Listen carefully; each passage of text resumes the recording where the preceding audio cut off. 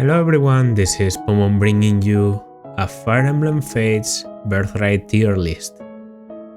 Fire Emblem Fates, as you probably know, has 3 playable routes, and Birthright is, and I think everyone would agree with this, the least popular one of the 3, with Conquest being the most challenging one in terms of gameplay and Revelation being the canonical one, the quote-unquote true ending that everyone has gotten to play in the end. I'd say Birthright is the underplayed route, definitely. But being an unplayed Fates route, being, you could even say, a bad Fates route, is still a good game because Fates is so good. And so yeah, there's still a lot to say about the game, and I get the feeling like lately, these last years, I've seen a lot more people talk about this game. So first of all, to get some things out of the way, tier DNA do not apply.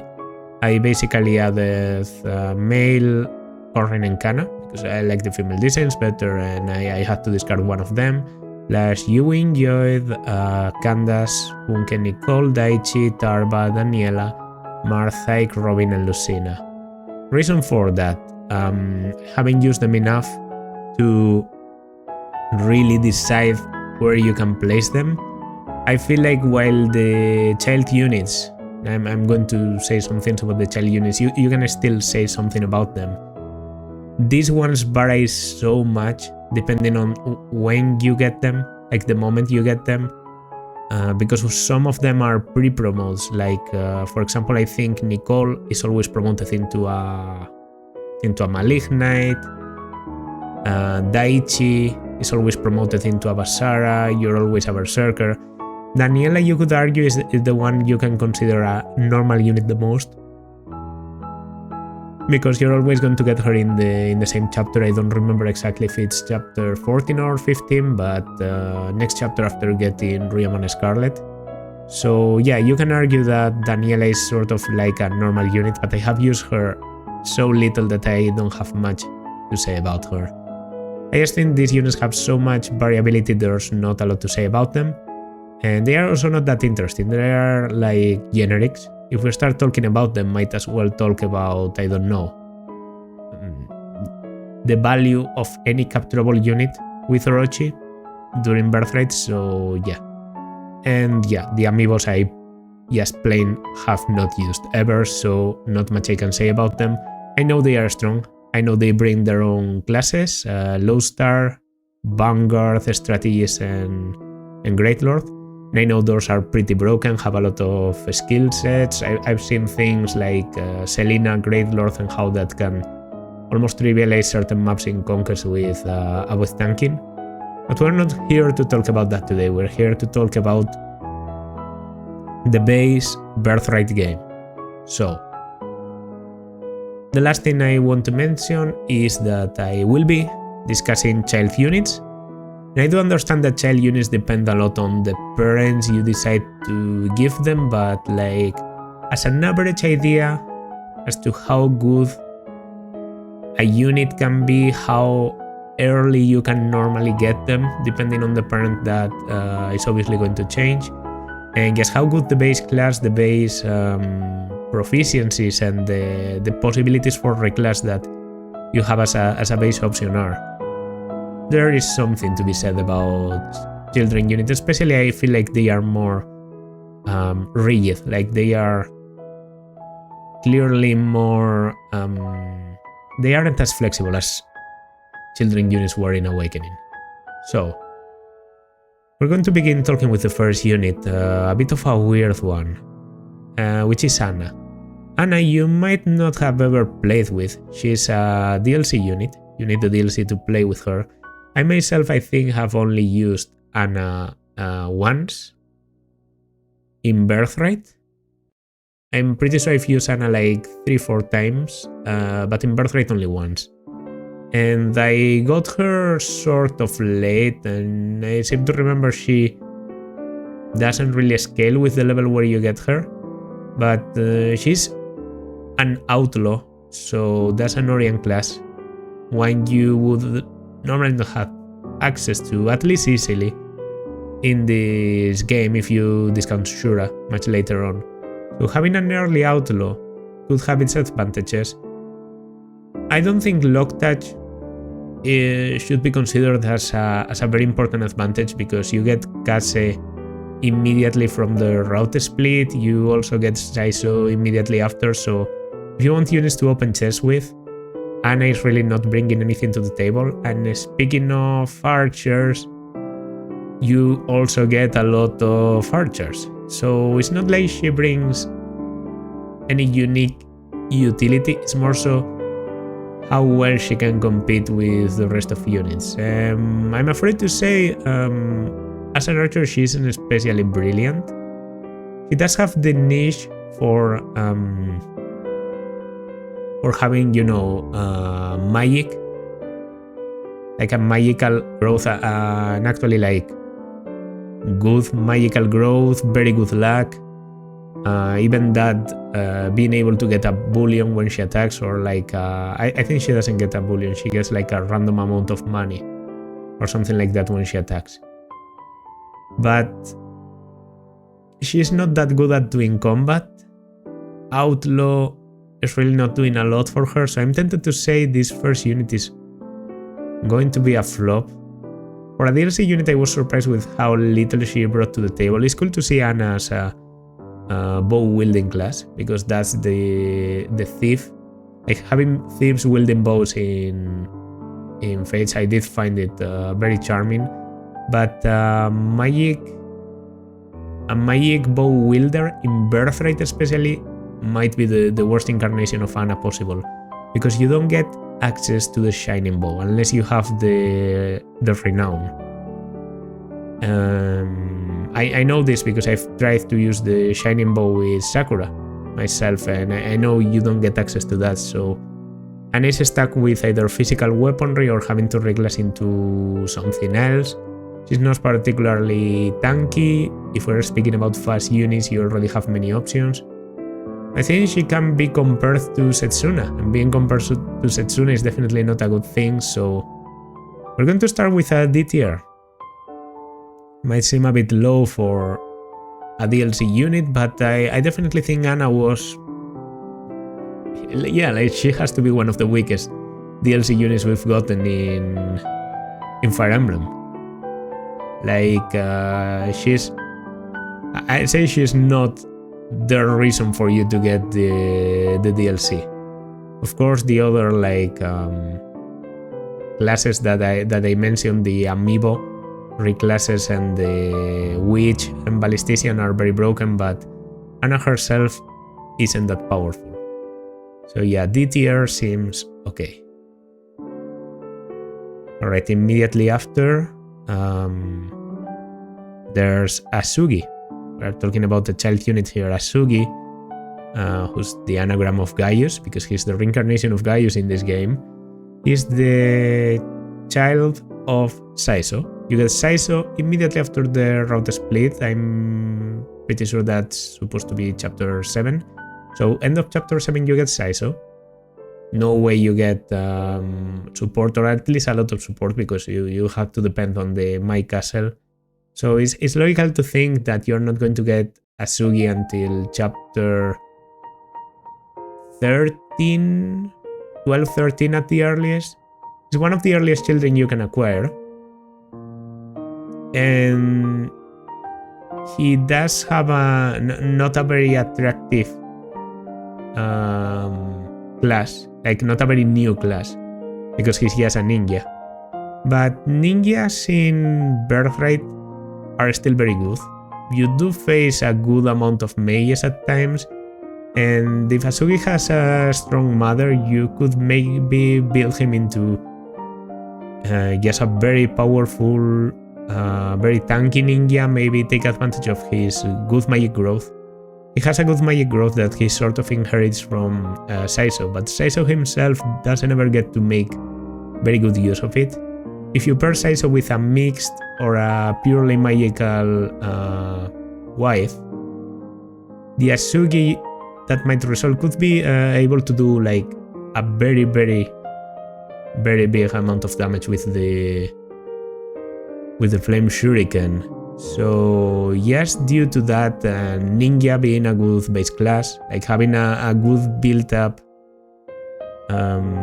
rank with shurikens that should be C or B, is a very good start for a child unit. Of course, as I said, Saizo and Kagero and Kaze are already there by the time you get Asugi, so maybe you should consider him more like a substitute unit. He's not bringing anything new to the table, but he's probably going to be able to do it. Like, if he catches up, he might do better than someone like Kaze. My experience with Asugi is that he's normally a pretty average ninja. Like, he's not the fastest, but he's not the slowest, not the tankiest, but also not the most fragile. He has that magical niche that's really all he has as a unique thing. And I guess he's pretty accurate because he inherits a lot of skill from Saizo, but yeah. Not very high for a ninja because of nothing new and sort of low availability considering how early you get units in Birthright. I'm going to say C tier. That might be a bit low. I'll consider in the future, but yeah, right now C tier. C tier is okay.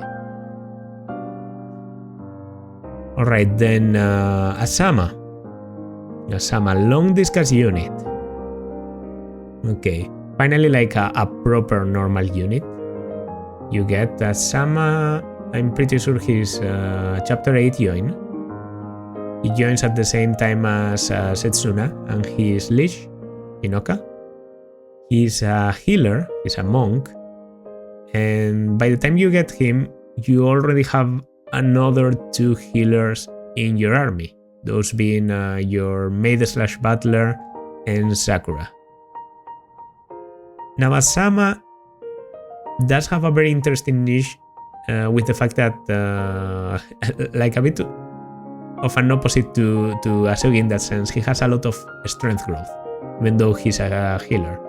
So he really wants to either reclass into a physical class or get an early promo into a great master to start working on his weapon ranks and do a lot of physical damage against the enemies. His tankiness and his speed are actually not bad at all. Like, he has a very good fighting unit, but locked in a healer class. Being in a healer class is just a very bad start for him. Experience gain is going to be low. He has a lot of competition. I'm pretty sure his reclass option on base is Apothecary, so that's also not the greatest because there's no promo that can make use of his starting rank in Stapes. Being locked in E-bows is sort of awful. So Azama has a very bad start on chapter 8, and as you get on with the game, if you manage to promote him, he should be like one of your tankiest units and one of your most reliable units in terms of combat, no joke. Even getting if he's a great master renewal, so he's sort of self-sustainable. He doesn't have a lot of resistance, which in my opinion synergizes better with counter magic than having an exaggeratedly high resistance. He wields lances, which are a very good weapon type in Birthright. I always find the lances to be very powerful in that game because you get a lot of powerful lances dropped to you by the game itself, like a beast killer for free and the guard Naginata. Let's never forget the guard Naginata +5 defense. Azama can be a very powerful unit, but his start is too weak for me to consider him anything higher than a D tier. Yeah, even though he's very strong, enemy quality in Birthright isn't so high that you need a super powerful endgame unit like Azama. He does have the potential to become very strong, and if you want to do like complicated maps, maybe Azama could be your guy with like a things like Guard Naginata to tank, Beast Killer to do a lot of damage to enemy paladins or something. The Bolt Naginata is also a fun option to make use of his magic, which isn't the highest for a healer, but still good enough because he's a healer. I do think he's better than Hana though. Both of them have pretty poor starts. Hana definitely has a better start, but she's not going anywhere. Azama at least has the potential, so D tier seems fair. D tier seems fair. He's just not very good. I don't think he's bad enough to deserve F tier, but that's about it. Okay. Azura. Azura is very curious, has a very curious appearance in Birthright. I could talk for hours and hours and hours about, for example, how good Azura is in Conquest. Because Conquest is so reliant on player phase to do a lot of damage, but in Birthright, well, there's a reason you call it Birthroute. A lot of maps are route the enemy maps, and Azura just gives you the capability of attacking two people in player phase. In terms of positioning against an enemy, to tank them and kill them in enemy phase, she's not doing that much. So the game being more oriented to enemy phase, to tanking and killing, to clearing large groups of enemies, like more enemies but with lower quality, doesn't benefit Azura. I think that dancers shine the most in difficult games where the conditions to clear a group of enemies are complicated, where the enemies have maybe a tricky combination of skills or weapon types, or sometimes even movement, like overlapping movement. And that's where a dancer can sometimes make a difference. But in Birthright, Azura isn't as good as she is in Conquest or even Revelation. So S tier I'm not going to give you, but I think lower than A tier would be unfair. Azura does get the opportunity in Birthright to do something that was maybe too risky in Conquest and Rev, and that's going for a full damage potential build. Azura has very high growths in speed, skill and strength. She is incredibly fragile with like a 40% HP growth and like a laughable 20% defense or so. But she does get that very high strength, skill and speed. So technically reclassing her into a Falconite should have her doing a lot of damage, and if you instead promoting to a Kinshinite, you could also not be afraid of the counters. Yeah, you can get her to be a very high damage dealing unit. And of course I do think like her potential as a dancer is good enough to justify already. Like A tier is probably enough. Yes, considering her a dancer, but I also think being able to use Azura as a damage unit has to be considered in Birthright, because, as I said, the game is sort of easy. And if you're not going to need a dancer anyway, and that's the whole reason we don't put Azura in S, then might as well make her into another unit that can help you clear the maps. I don't think she's going to have a good enemy phase, but if you are sometimes facing a tricky group of enemies and you need to delete a single enemy by doing a lot of physical damage, Azura might actually be your girl. And if you combine that with the fact that she can reclass into a flying unit, then yeah, you get that utility, that movement. She can be a good pair up, and she passes down some pretty good growths to children too, like very offensive growths, obviously. So yeah, A tier is okay. Dancer is still a dancer. I don't think I can put her lower than A.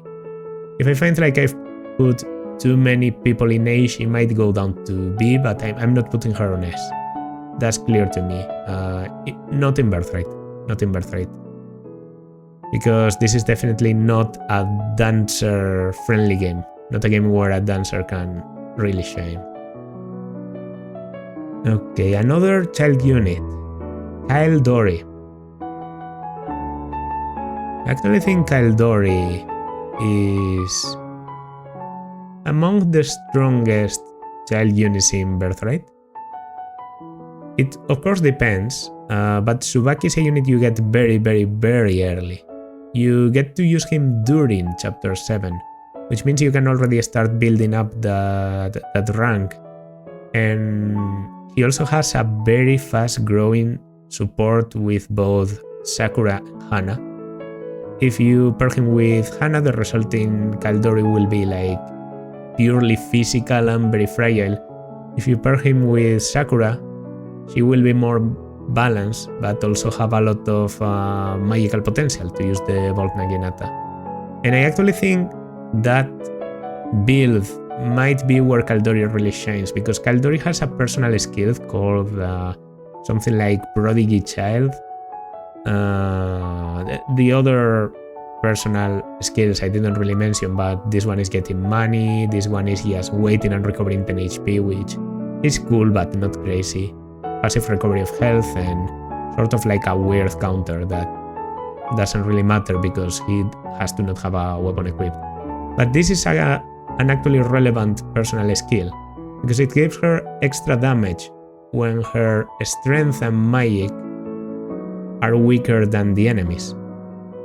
So Caeldori benefits from being a speedster that doesn't really excel at either strength or magic, but more so has both of them and can choose to use the one that works better.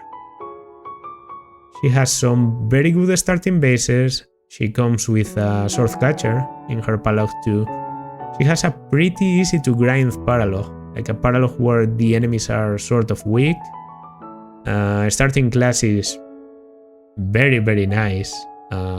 We all know how good a Pegasus and a Falconite can be, of course weak to arrows and all that, but flyer mobility is something you're going to need a lot of in Birthright because you have no cavalry. So that makes Caeldori a very valuable unit. I think that even gets exacerbated by the fact that she's obviously much better than Tsubaki. So she fits like a glove in your army, like naturally substituting Tsubaki or just accompanying Tsubaki in like flyer duties, pairing people into her and getting them to other places. Caeldori is just a strong unit. A good start for a child unit, comes sort of early for a child unit too, normally has good bases, and yeah, there's not much else I can say. For a child unit, she's pretty much perfect. So obviously not like highest tier because availability is a thing, but B tier is good. Her combat can be good, but she isn't the tankiest unit ever. You can give her the Guard Naginata and all that. Things can happen. She's not Azura tier of fragility, but still she does have some tanking issues. So I think B is good enough. Yeah, B is good enough. Alright. The main character herself, the avatar, Corrin. Well, what can we say about Corrin that hasn't been said before? Corrin's capability to be reclassed into absolutely any class very early into the game. Yes, her starting stats can be spread in any way you want. You basically shape Corrin's growth however you want. You can get her a pretty abusive set of skills. She's going to be there from chapter 1 up until the end, so availability is perfect. You can reclass her into an Orion class, which excel in defense, and you can turn her into an enemy face tank that will clear entire maps for you. You can give her mobility, you can give her defense. She has an incredible personal weapon in the Yato. She supports every unit in the game. She has a pretty broken personal that benefits from her supporting every unit. Yeah, Corrin is just an S tier unit. Corrin is just an S tier unit. You can make Corrin into any class and she will perform. Obviously, in some classes better than others. I normally prefer to make Corrin into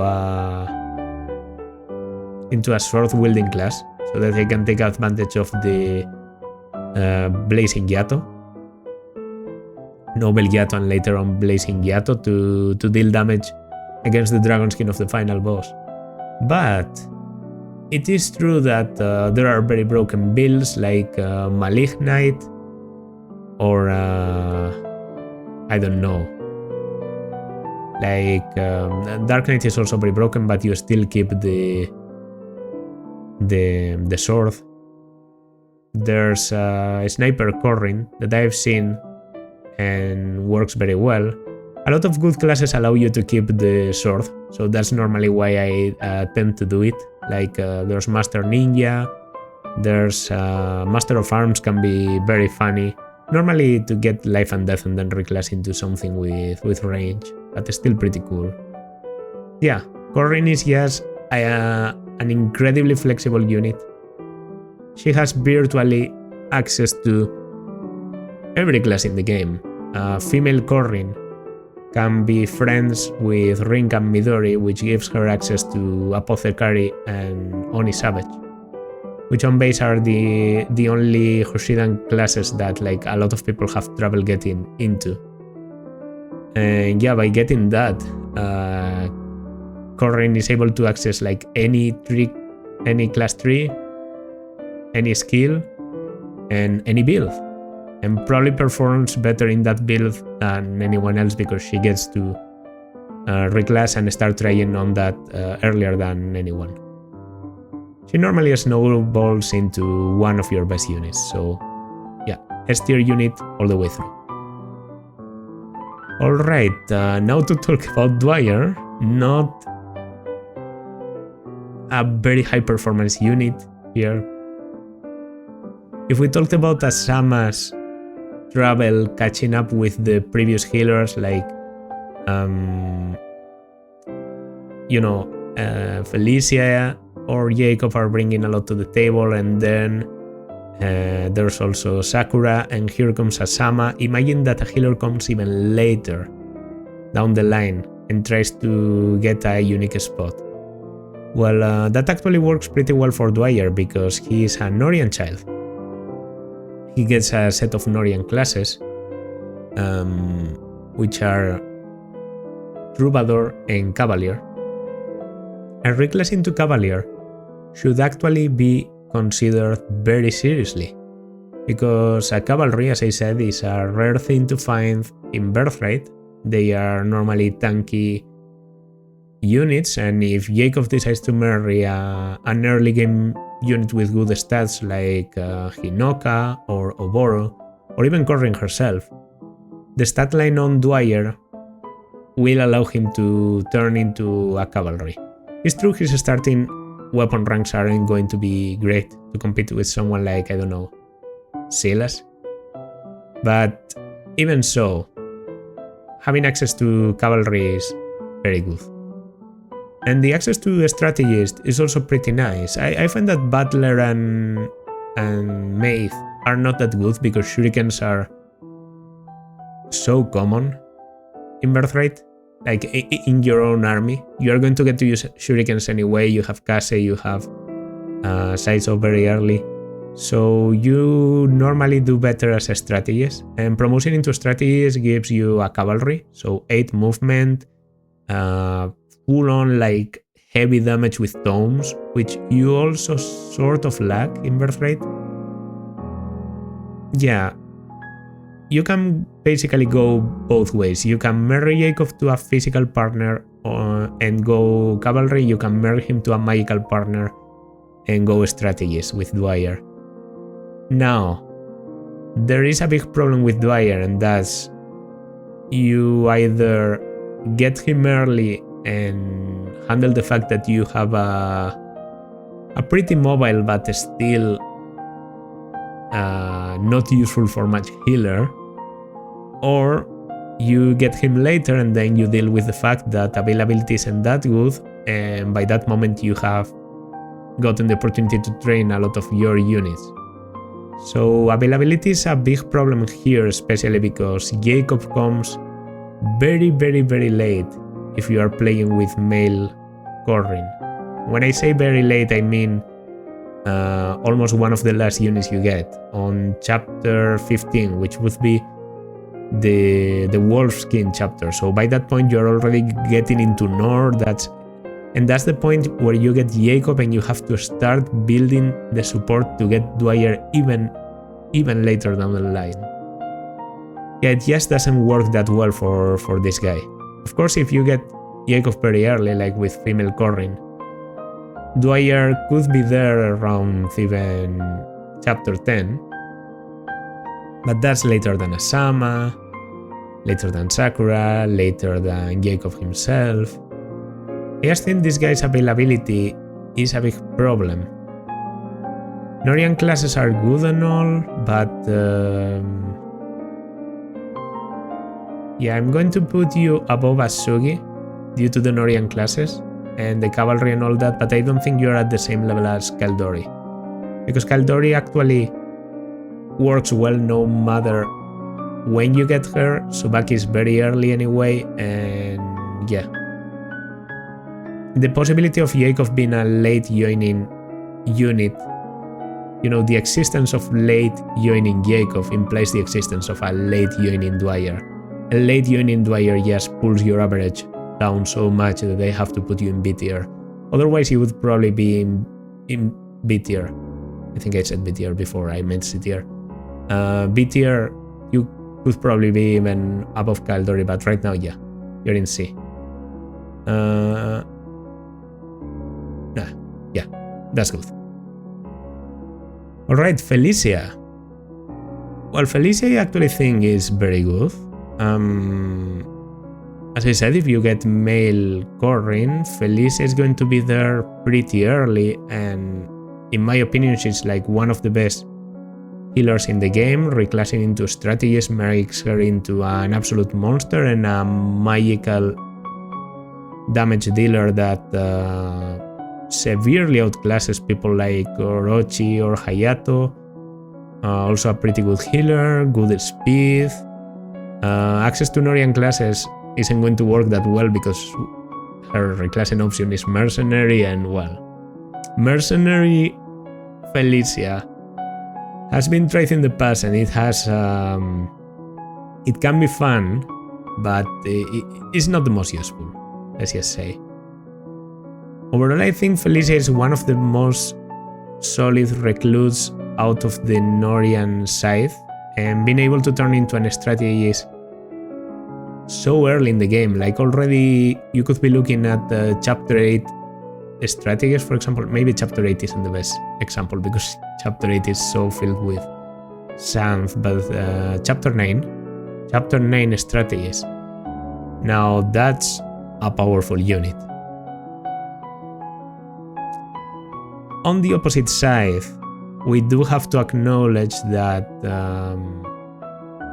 she has no prospect of being very good on the long run.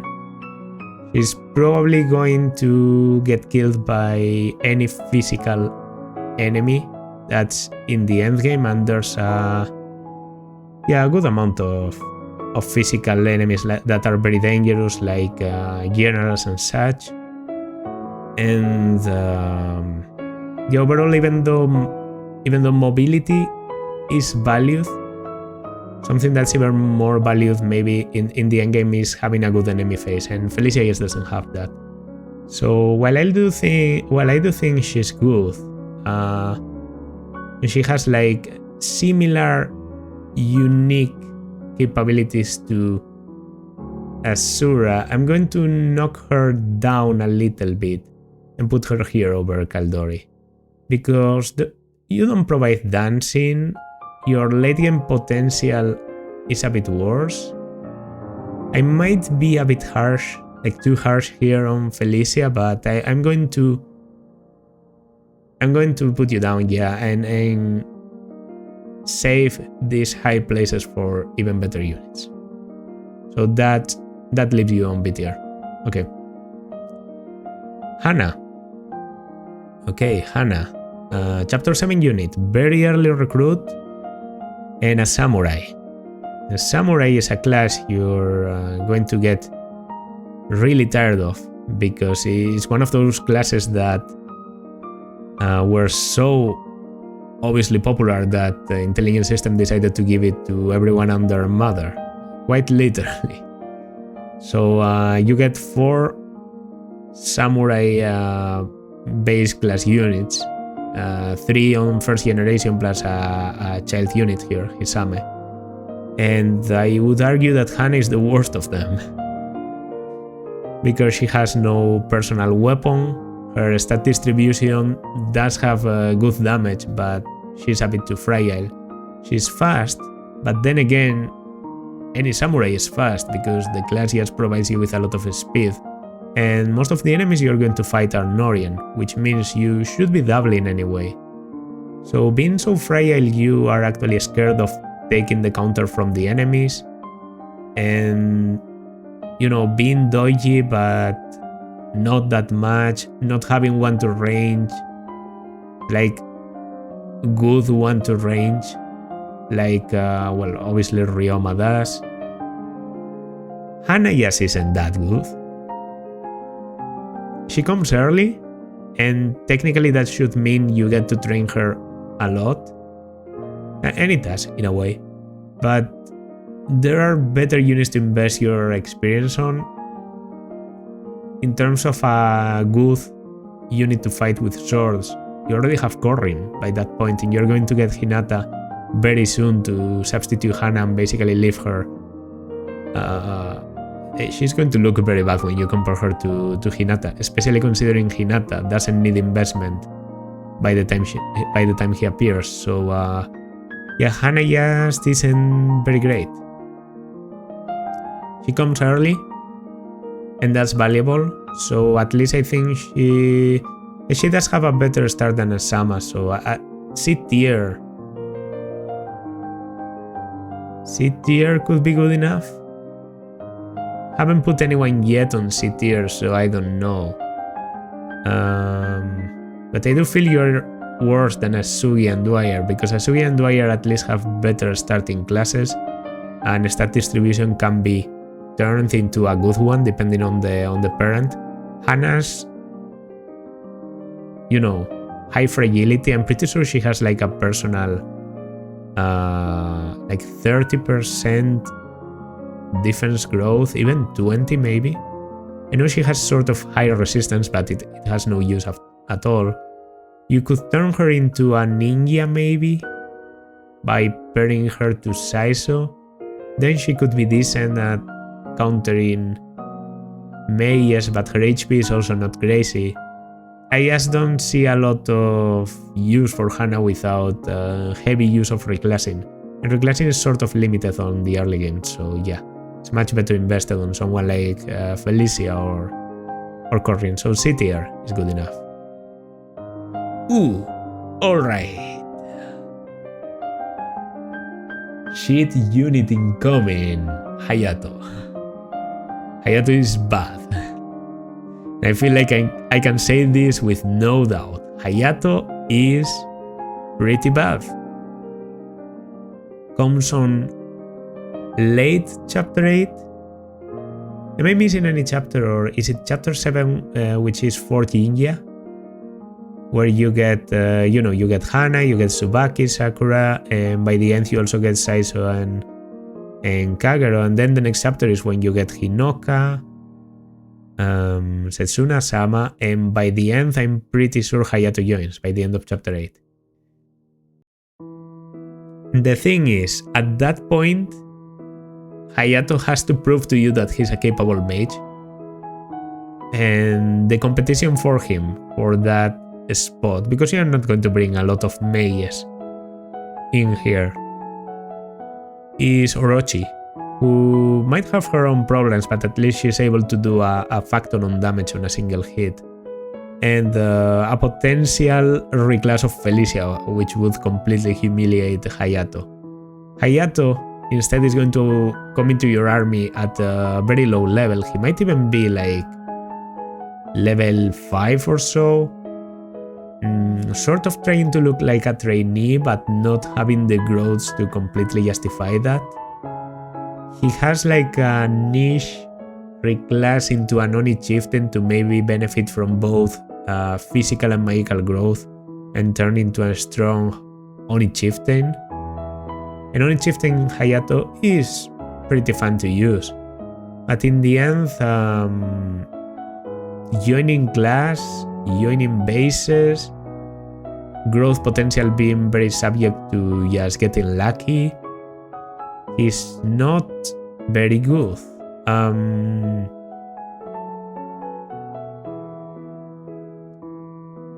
Okay, so I do think Hana is better than you, but I kind of feel like Azama is worse than you, so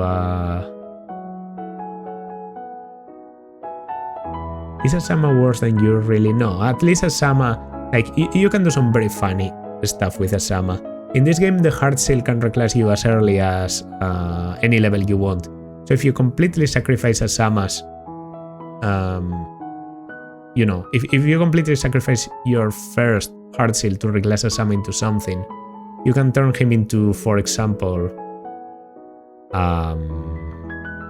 well, an apothecary, or you could even merge him to Corrin very early and turn him into a fighter and later on a berserker, and the results would actually be insane. With Hayato, you don't have that. No reclass is going to save Hayato from being bad, so first F tier. First F tier, I really do think, like, if I don't put you in F tier, then who is going there? No one. I don't think there's a way to make Hayato into like a very good unit. Of course, you could get incredibly lucky, but mages just aren't that good. And when they are, it's because of other stuff like high mobility in the case of a strategist, or a potential Dark Knight Corrin, or a Malignite. That could be you, or Omyoji getting Tom Ferry's sort of cool. But you just don't have the growths, and you don't have the bases to justify using you. So yeah, I do think Hayato is one of the worst units in Birthright. Okay, Hinata. Well, everything I said about Hana earlier, about you getting a lot of samurais in this game, applies once again here. You get a lot of samurais in this game, and Hinata comes on chapter 9, and by that time you already have Hana. But he does compare very well to Hana, and he gives, and this is sort of a weird thing to say, but he gives very, very good pair-up bonuses. I find that Hinata is one of the best pair-up bots in Fates in general, because he has like strength and defense as his own natural boosts, but he also gives a lot of speed because of being a samurai. So if anyone needs like a full-on all over the board boost to their combat capabilities as a physical unit, Hinata can provide that. And if not, he's a powerful unit on his own. No need for reclass, because the one defect that Hinata has is that his own growths don't provide him a lot of speed, but he basically has that fixed from the beginning by being in the fastest, you know, one of the fastest classes in the game. So Samurai fixes his speed, he still gets to be pretty tanky, he deals a good amount of damage, And yeah, he has a good enemy face. Of course, we are not talking about Ryoma here, but starting level is pretty good. Starting bases are pretty good. On his way to an early promotion if you really need that. Could even go crazy and pick Master of Arms for like I don't know, life and death strategies. And yeah, I just think he works very well. If you want to go crazy even, he can reclass into Oni Chieftain, which is a pretty unique reclass option, very momentarily to pick up Death Blow, and then he becomes even more dangerous on player phase by having that extra 20 critical when initiating. So there's not much I can say. Hinata is just a strong unit, a solid unit, almost no investment needed, and the fact that there are other better samurai does eclipse his performance a little bit, and samurai isn't the best class ever after all. Like mobility is pretty poor and being locked to swords isn't crazy, but yeah, the class he's in at the beginning fixes every problem he has, so he should never need a reclass, and that's valuable. In fact, so valuable that I feel tempted to put you over Felicia. I do think Felicia is more unique, but Hinata is such an all-rounder that yeah, I think top of B tier is fair for him. So okay. Now Hinoka. Hinoka, very powerful unit, Hinoka. Her most powerful incarnation because Revelation Hinoka yes isn't that crazy. Here we're talking chapter 8. Hinoka comes with a guard and Hinata to show you her potential as a tank, you know, having a speed so high she doesn't get doubled easily and tanking lots of things. If you give her a stronger weaponry, she can do a lot of damage, gets darting blow to outspeed a lot of annoyingly fast enemies, and could even with a little bit of investment double ninjas on chapter 10, which is just crazy. She has mobility. You do have another flyer by that point, Tsubaki, but Hinoka, even if a little bit less tanky, just has much better damage, much better speed, capability of using Dragon Veins, which I didn't mention with Azura, but that's also something she can do and that's pretty unique. But it might be even more relevant with Hinoka because good mobility plus Dragon Veins can sometimes save your ass. Pairing her up with a physical unit will normally result on a very powerful physical child because she passes down some of the best growths in the game. One of the best incarnations of Pegasus in the whole series, in my opinion, like yes, a very powerful all-rounder Pegasus. And in that sense, I do think she's better than Azura in this route, because you don't need a Pegasus that much, and I did mention that Azura being reclassed as a Pegasus is an advantage of hers, but Hinoka does have better tankiness, and if I'm going to see any of these having the potential to enemy face people by the end of the game, that should be Hinoka. So yeah, Hinoka is the one getting the spot at the top of A tier. Alright, now to talk about another child unit, Hisame. Hisame is the son of Hinata, as we already talked about. Hinata does justify his join time being chapter 9 by having good bases, but it screws Hisame a little bit because then you should expect Hisame to come around chapters 14-15. That's starting to be a bit too late. And Hisame's biggest problem is his starting class. Samurai is so redundant on chapter 14-15 because that should overlap with Ryoma's join time. And as you probably know, if you've heard anything about Birthright in the past, Ryoma is good. Ryoma is good, has a personal weapon.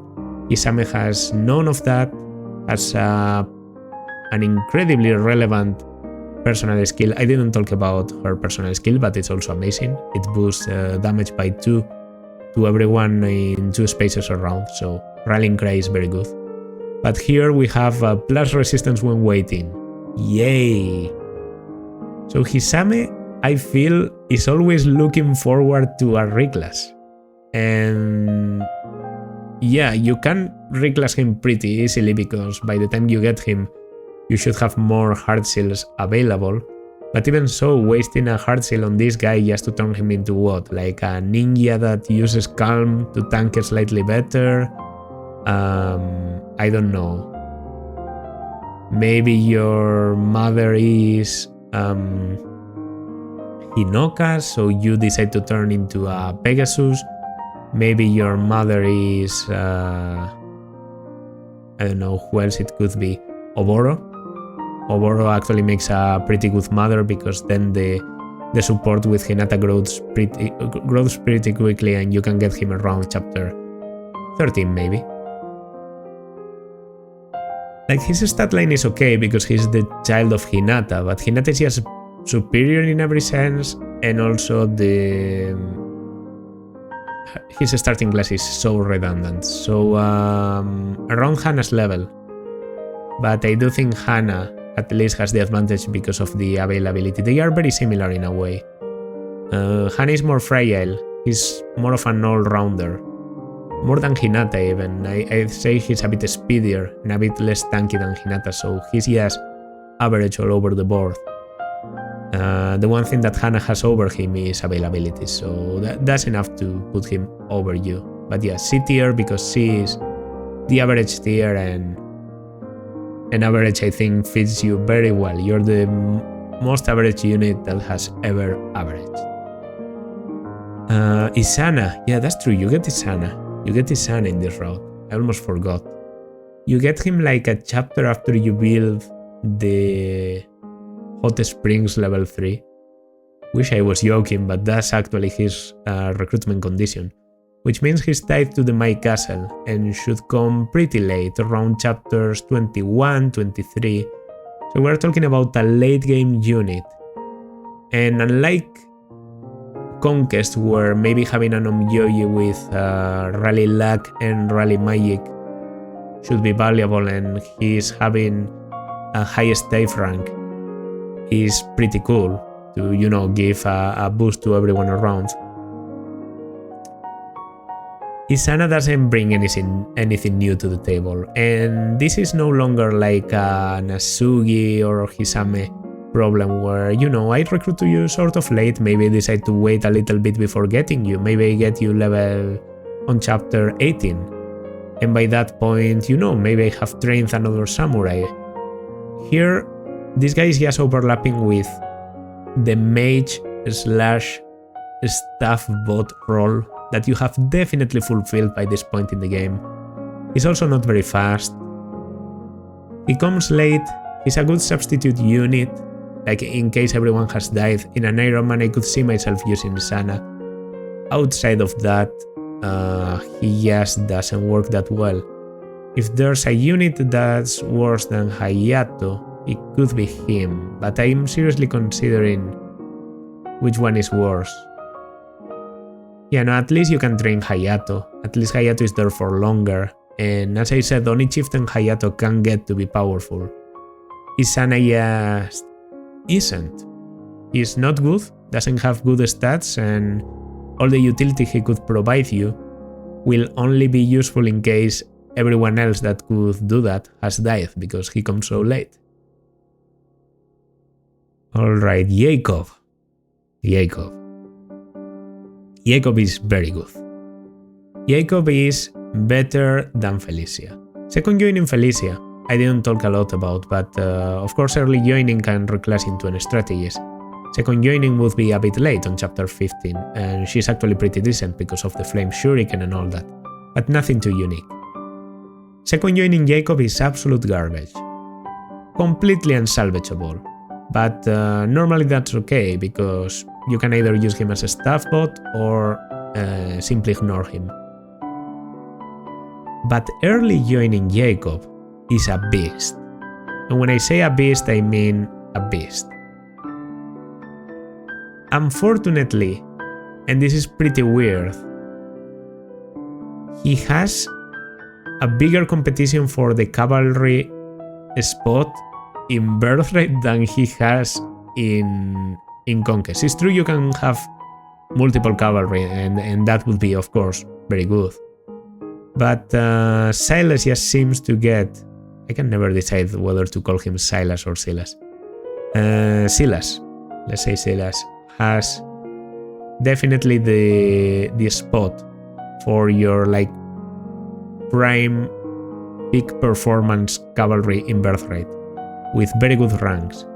If you reclass Jakob into a cavalry, which is like his biggest use in Birthright, he's not going to perform as well as Silas, and normally that's enough to consider maybe leaving him into a healer, have him heal around for a little bit, and then disappear as a unit. Maybe give you Dwyer. Still, being able to reclass into a cavalry so early is very good.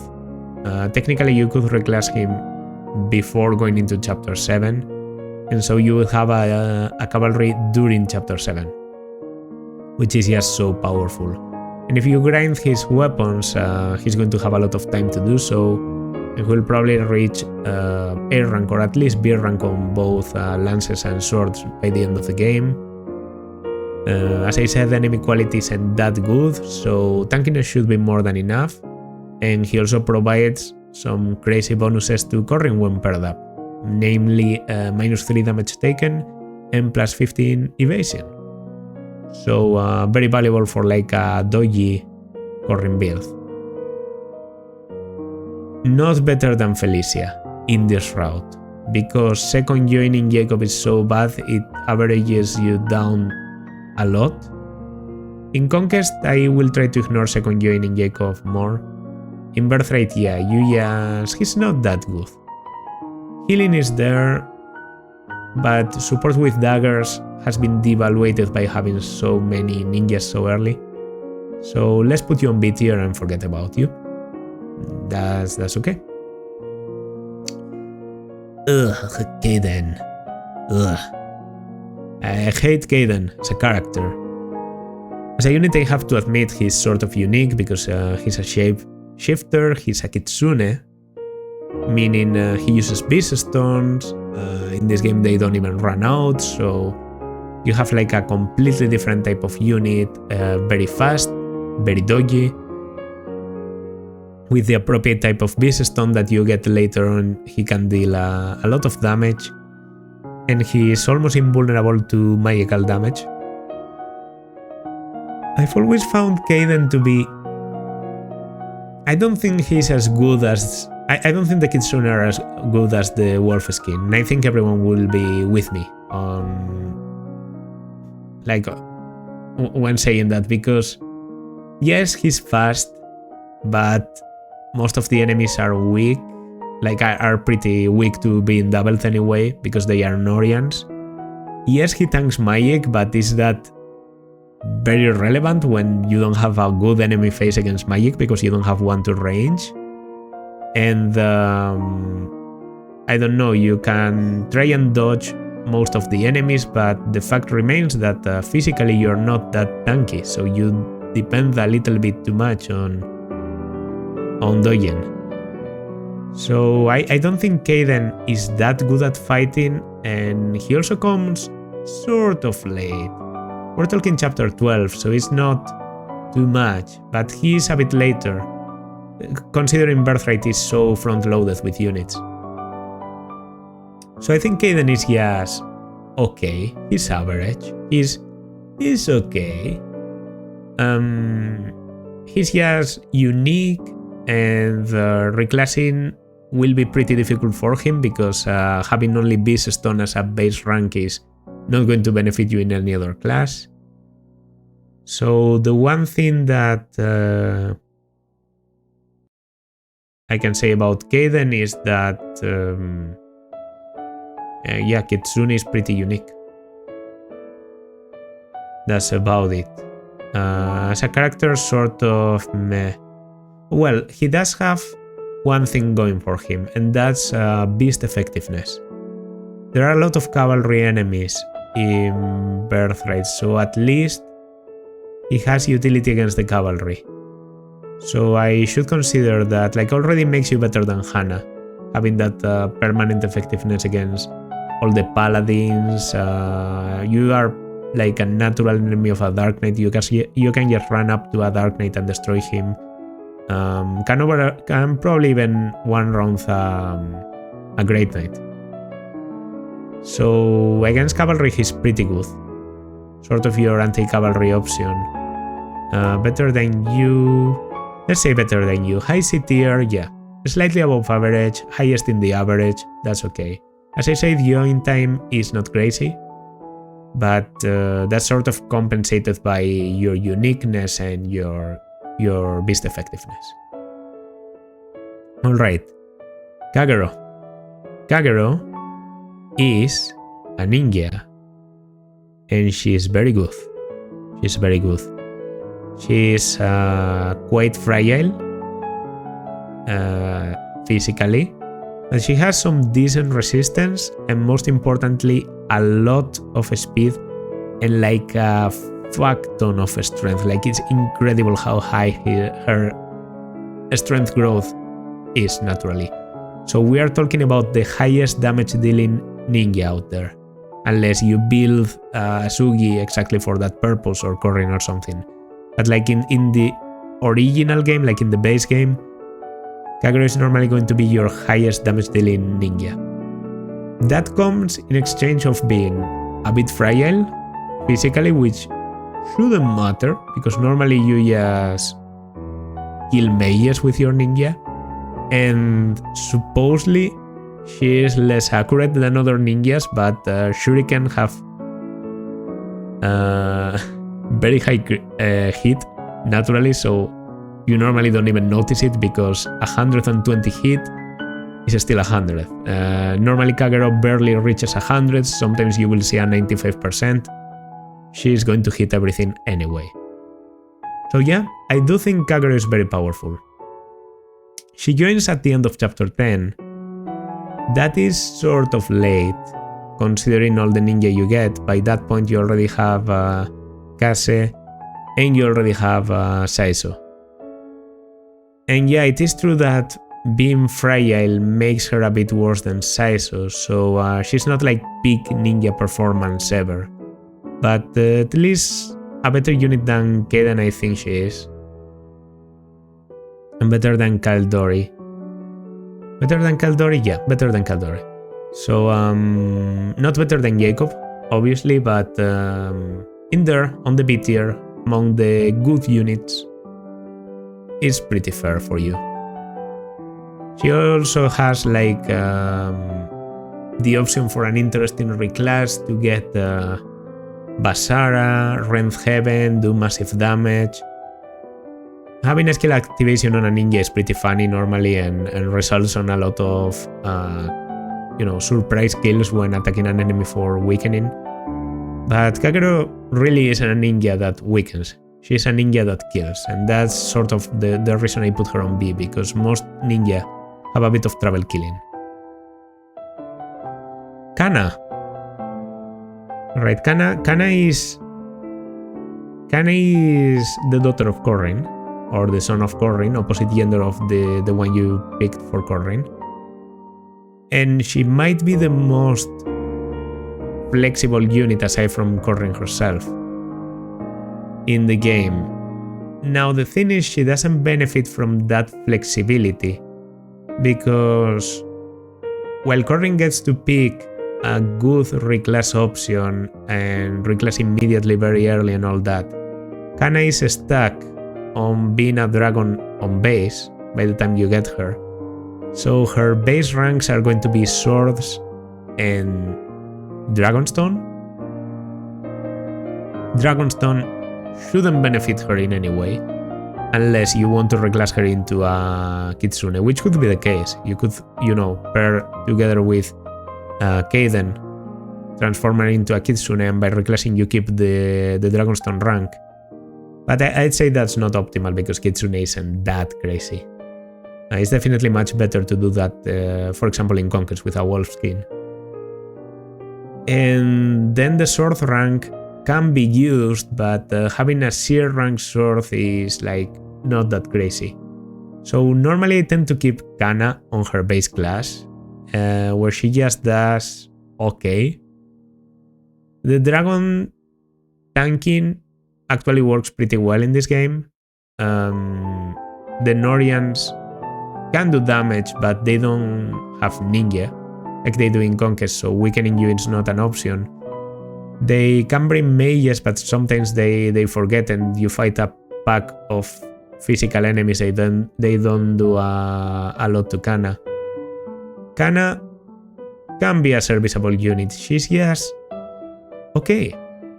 It really depends so much on Corrin's pair and on whether you can recruit Kanna like very early, because very early Kanna can really become very good if you give her like the proper class, the proper build and everything. But we are not talking about Morgan here, where Morgan can be like an even better combat unit than Robin if you set up correctly.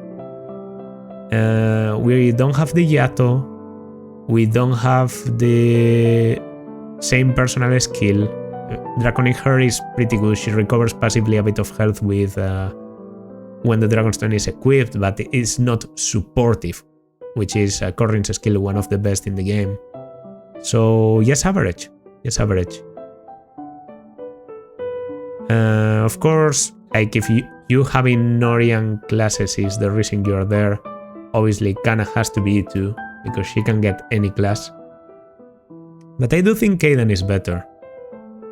Normally you can get Kanna pretty early, like even chapters 10, 11, so her availability might be better than Kaden's. But Kaden just has a better starting combat.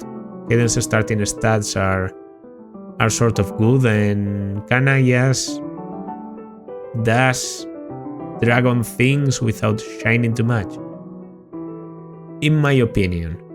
I haven't used Kanna that extensively in Birthright. I think I've used her more in Conquest than Revelation, so that might be a bit of ignorance on my part. I don't know what to tell you. Alright. Kaze.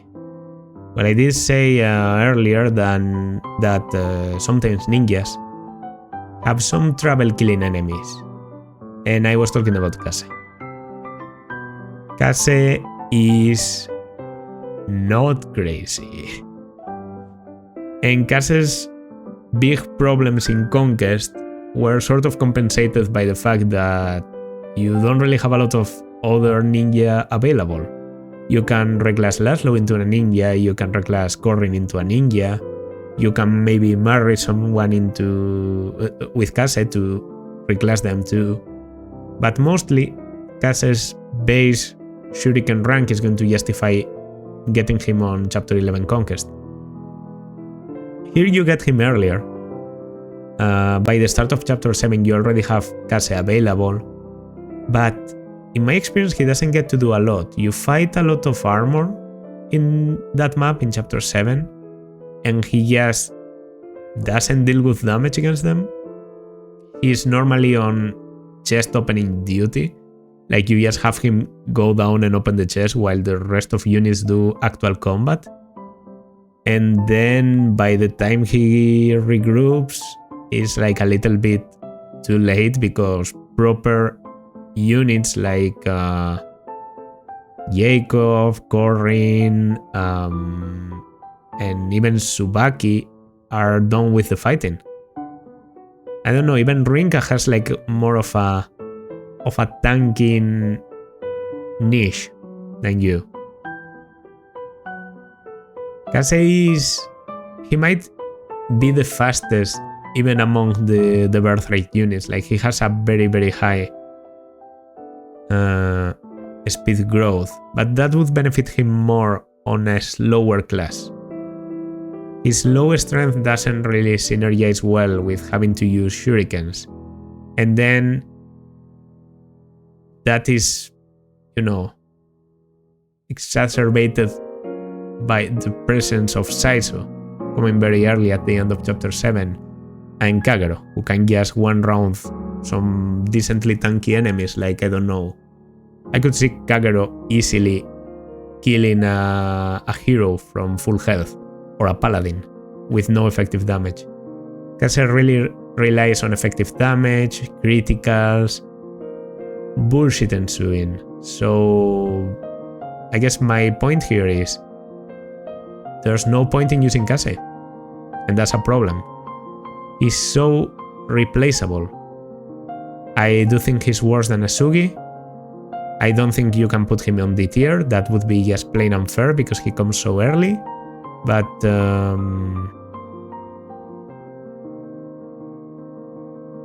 like, better or worse than Hana? That's the kind of tier we're talking about. At least I think Ninja is a better class than Samurai to have multiple of, so I will put you there. You're still very good against mages, like resistance being incredibly high. That's a niche that somehow doesn't get, like, no one replaces you with that. The one thing Saizo doesn't do better than you is fighting mages, tanking them. And Dogen, I guess. So yeah, mage combat, that's the only reason I'm putting you there, but I do think Asugi is better most of the cases. So having a child unit show you up, that should tell you something. Kiragi. While I think Kiragi as a character is very boring, I think as a unit he's incredibly good. And incredibly interesting to talk about too. He's the child of Takumi, which means as a child unit he's going to be sort of late because Takumi, you know, can build support through chapter 10. You should expect Kiragi to join on chapters 15, 16. Okay, your party's formed, everything's good. But is having two archers bad? In this game, not at all. Training an archer is actually like a very big chore. An archer is normally not the kind of unit that is going to bring a lot to the table, unless he's as powerful as Takumi. So you're probably carrying Takumi around in your team to, you know, one-shot every flyer that you find. And then Kiragi appears and you realize the benefit of having an archer that is just stuck on a deep realm and auto levels together with your army. By the time you decide to go recruit Kiragi, his joining late is actually going to be a benefit because you just got an archer that is at an appropriate level with the rest of your team without having to do something as painful as training up, I don't know, an apothecary reclassed Azama, or training Hana, or training Setsuna. Instead, you get a powerful unit with stats similar to Takumi and with a mother that can probably pass down some pretty good skills because, as I said, Takumi coming late means potentially the skills getting down could be just in time to be level 5 promoted. I've passed him down Rent Heaven in the past, Astra too, and maybe have gone a bit overboard by doing that, but yeah, I think Archer is a good class, and I think you don't have too many Archers, so he's not as outclassed by the ones before he joins, as people like Hisame or Asugi are. So I think Kiragi is good. The one thing he lacks to be comparable with Takumi, aside from availability of course, is the Fujin Yumi. But I think Kiragi has to be on par with Dwyer and even higher in my opinion. Takumi just makes him into such a good unit that he has to be there. I'm not going to put him over Kanna because, as I said, I feel like I lack a bit of information on Kanna, and yeah, he's good, but Kanna, being the daughter of Corrin, can probably just be better. Okay, Midori, who's also another daughter and the daughter of Kaze, her personal growths are actually a bit different from Kaze's, so she's not going to inherit Kaze's growth distribution. She's actually a bit more bulky, a bit slower, and a bit more damage dealing. Her base class is Apothecary, the one unit in the game that has Apothecary as a base class. And let's just say that Apothecary isn't a very good class. The biggest discussion people have about Midori is really about her personal skill, Lucky Charm. There's been a lot of memeing around with that skill. It increases trigger percents of that involve luck by 20. So technically you could turn Midori into like the most optimal miracle proc unit in the game, or you could also do something crazy with like Draco Shield or Dragon Shield or whatever Corrin gets as a Hoshido novel on level 5. But that's basically a niche, that's basically just memeing around.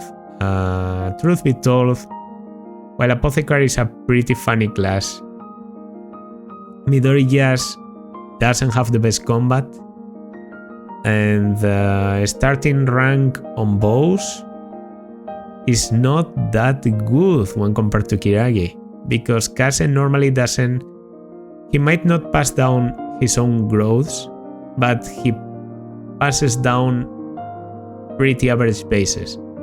A very strong mother might save Midori from mediocrity, but I'd rather use someone in a stronger base class like Samurai or Ninja. So, just for being a kid and for being sort of late, and I just remembered, in Birthright, Midori doesn't appear until you've chosen to save Kaze on chapter 15. So she's hard locked until after you beat chapter 15. That's definitely D tier for me. I do think she's stronger than Azama.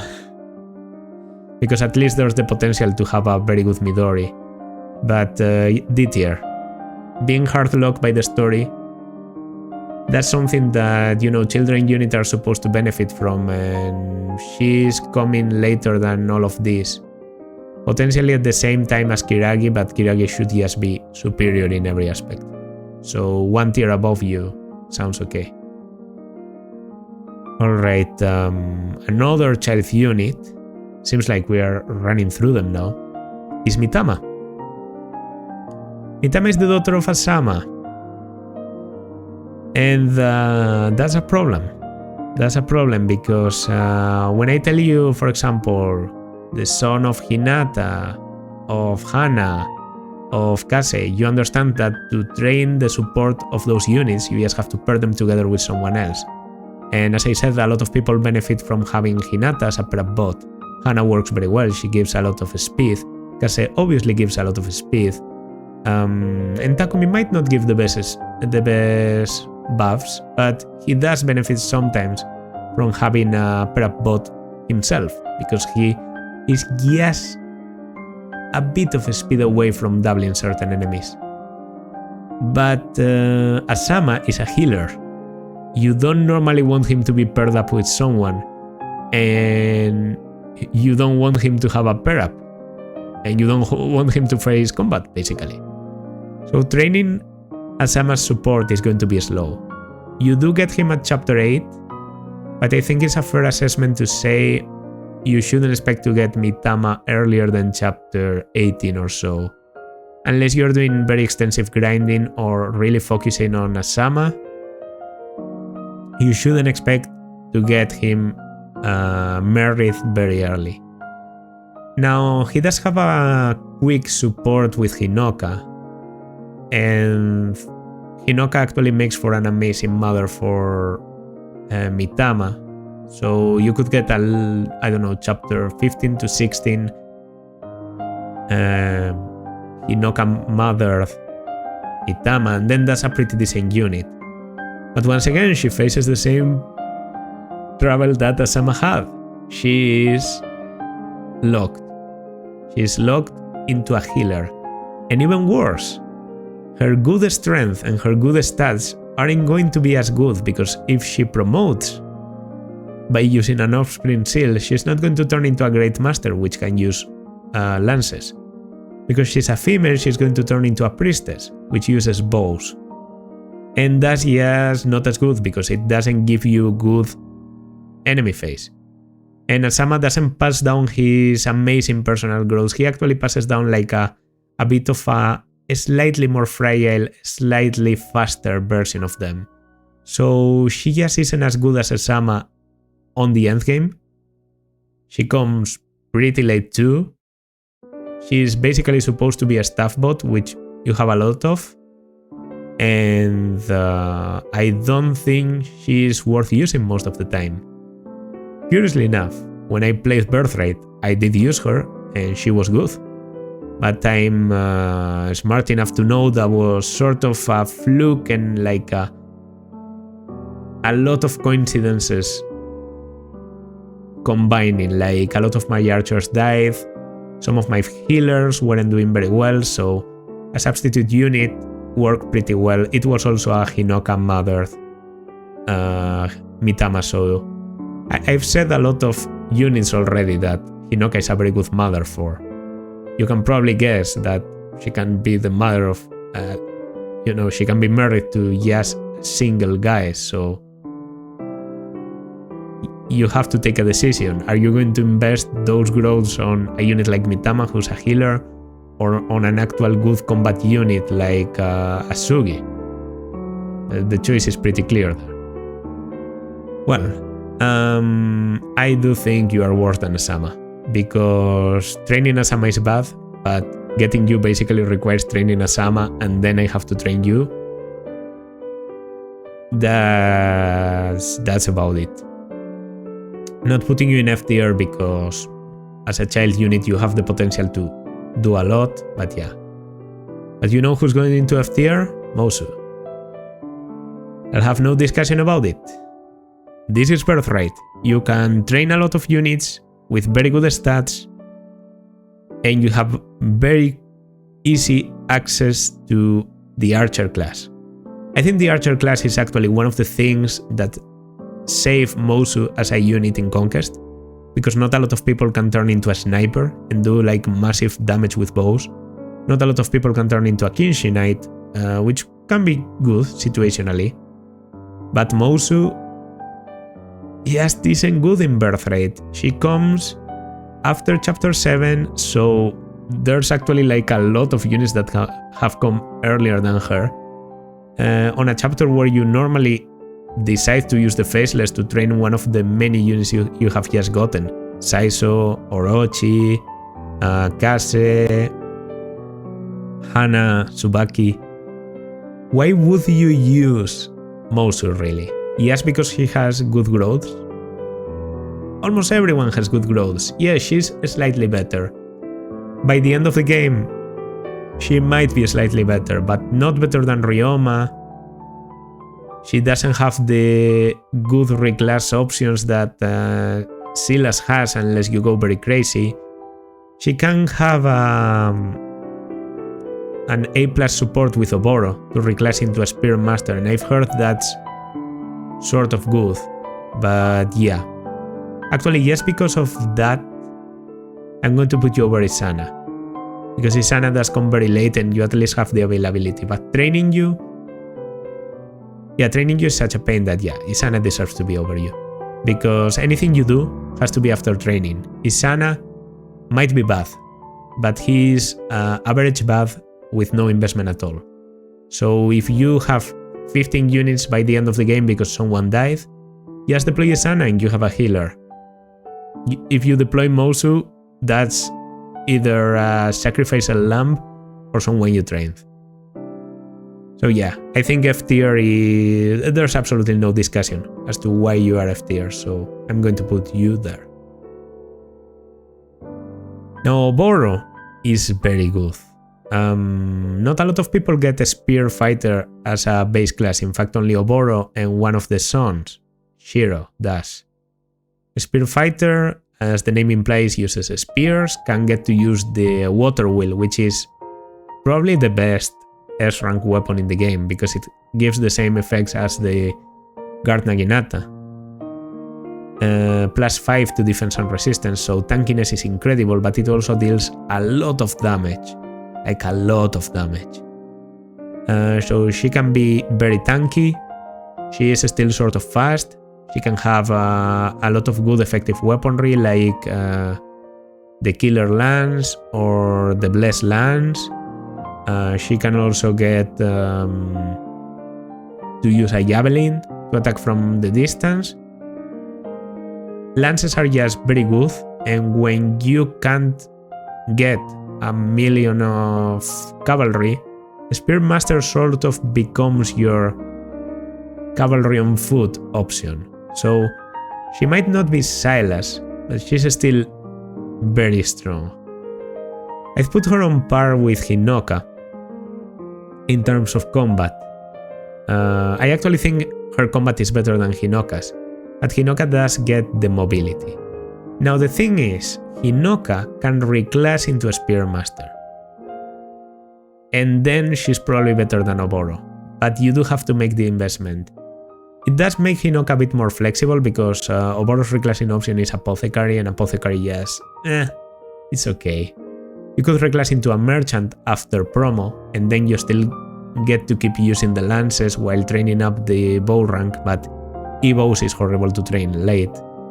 So yeah, reclassing options for Oboro aren't great, while reclassing options for Hinoka are just a hard seal away from making her into probably a better combat than Oboro. Availability is slightly better.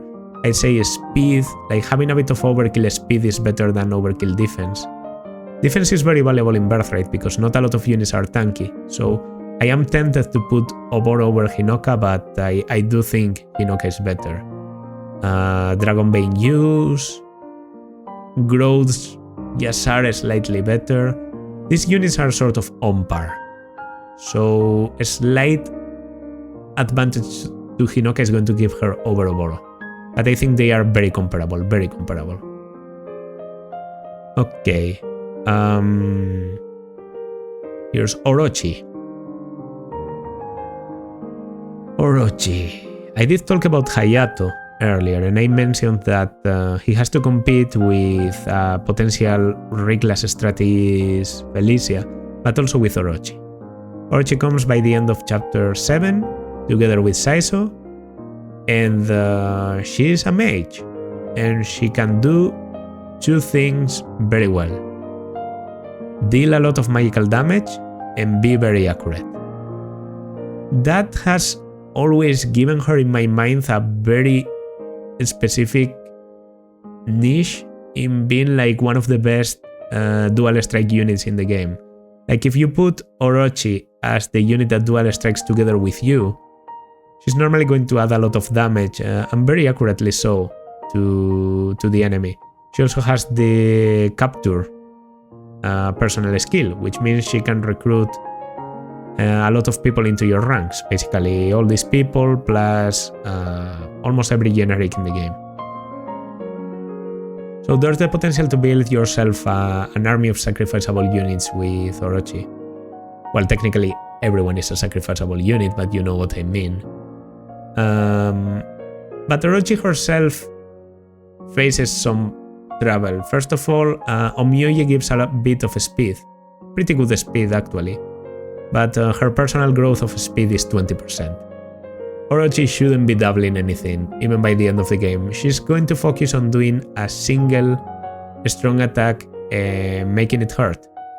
So giving kills to Orochi isn't that easy, and having her tank enemies on enemy phase is also not that easy. So she is severely outclassed by basically any other magical option that you could think of except for Hayato. Really, the mages in this game are yes, so bad. Like reclassing someone into a strategist or promoting Sakura into an Omyoye normally works out better than training your proper mages. Yeah, I just think Orochi is not that good. I do think she works better than Azama, and I do think she works better than Midori, but I'm not willing to put her higher than that because I don't know why. She just... I've even seen her not being able to double generals by the end of the game. If you can't double a general, speed is actually becoming a problem. And if you're a mage, you should be able to kill armor. That's the minimum I'm asking for. So yeah, let's keep you there. Sorry. Reina. Reina, Kinshi Knight pre-promo unit on chapter 11, if memory serves. Has to be chapter 11 because chapter 10 is when you get Takumi. So, is Reina good? That's a question that plagues everyone's mind. Reina is good by the moment you get her, but doesn't scale very well.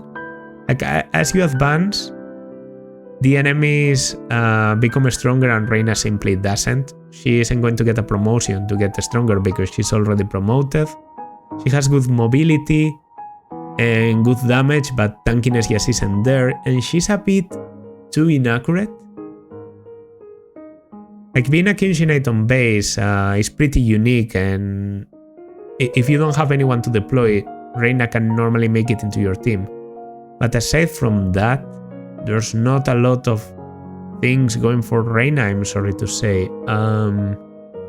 At least she's good. She's good, I guess. She's in that particularly weird place in Fates, because in Fates most of the people have a lot of endgame potential. No matter how you do it, by the endgame, they should be pretty good. But Reina is sort of... She reminds me of F6 Celote. Or even, I don't know, to a certain extent, like Bartre, F6 Bartre. She's very good by the moment you get her, but you would have to get into tricky builds to justify using her to the end of the game. Still, by the point you get her, she will be helpful, and that's at least makes her worth the C tier. Overall, I feel she brings more to the table than Hana, not more than Kaze. Actually, more than Kaze. Might be crazy to say this, but Kaze, you do have to, you have to build support together with Corrin to keep him alive. That's a bit of a hassle. And Reina does have the mobility, so even if you are doing nothing with her on chapter 12 to escape the opera, you can just pair someone into Reina and do whoop and escape fuck out of there. So who's going to do that better than her? Yeah, Hinoka is pretty good at doing that. So what? You bring two flyers, one of them takes care of the menaces, the other escapes together with Corrin. I do think, like, low investment Reina brings more than like no investment at all Kaze, because he simply disappears, he literally dies. Yeah, middle of C tier. You manage to be considered like an average unit. I'd say that's okay. Well, I guess the true average is the top of C tier, but you know what I mean. You're okay. You're okay. Being above Kaze is actually like an accomplishment considering how early he comes. But I do stand by my choice. Alright, a mage, and actually a mage that works pretty well, Rhajat. Rhajat is the daughter of Hayato, and the one, like, purely magical daughter I think you can make work. It's true that you could marry Azama to a magical wife, and then you can, you know, turn Mitama into an omyoye, but that's a bit of a pain. Rhajat and Hayato work much better. I have mentioned a lot about the strategist Felicia, and I've sort of mentioned a bit over the possibility of turning Sakura into an omyoye.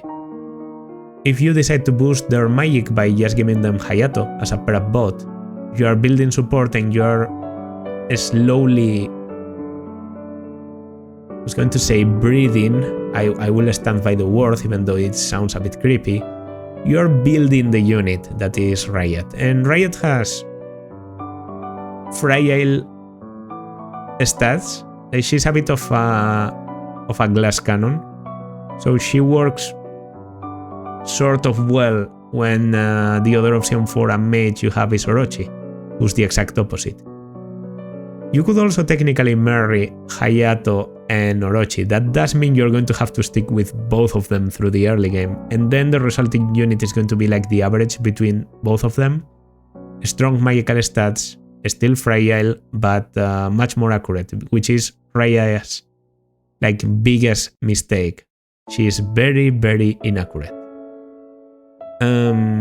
As a side point, I have to mention that a lot of people like to turn Rhajat into a sorcerer because, haha, Tharya.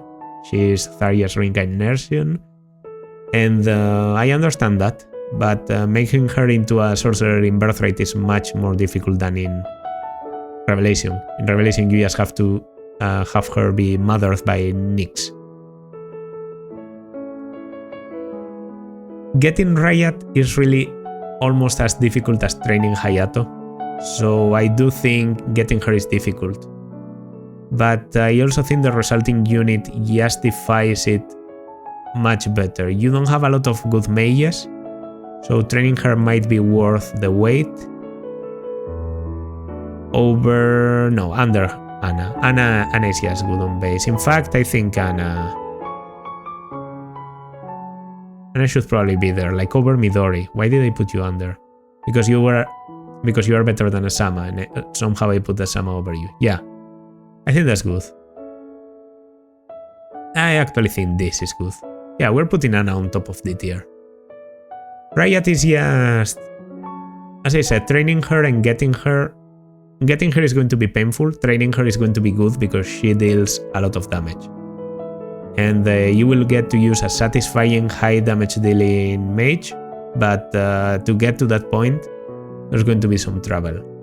Aside from that, a strong unit, good starting class, obviously. Omyoji is pretty good, gives good speed. You even get staves as a support, you get Tomfer down the line, Rally Magic for a bit of support. I don't know, everything is going for her, so yeah. The one thing you need to do is get Hayato a magical wife. And to be honest, magical wives aren't really solicited in Birthright, so in that sense, that could be okay. Rinkah. Long debated unit here, Rinkah. Rinkah is pretty much garbage. And I would still argue she's much better in Birthright than she is in Revelation, because in Revelation she can simply deal no damage to the enemies you fight when you get her. Rinkah's biggest problem has always been that, dealing damage, because the tankiness is there.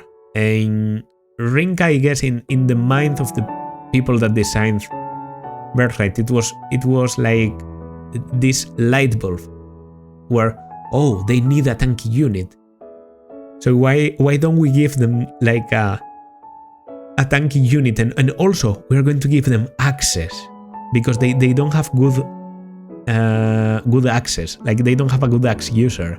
So unless they want to wait until they promote someone into a Master of Arms, this is going to be the only unit that can use clubs, and she can also like use the brass club, and we can give her a bit of magical potential and give them the Voltax down the line. So it's all going to be good. And yeah, Rinkah makes good use of the access that no one else is going to get, because there's basically no one that can use them. But the one thing she can do is tank.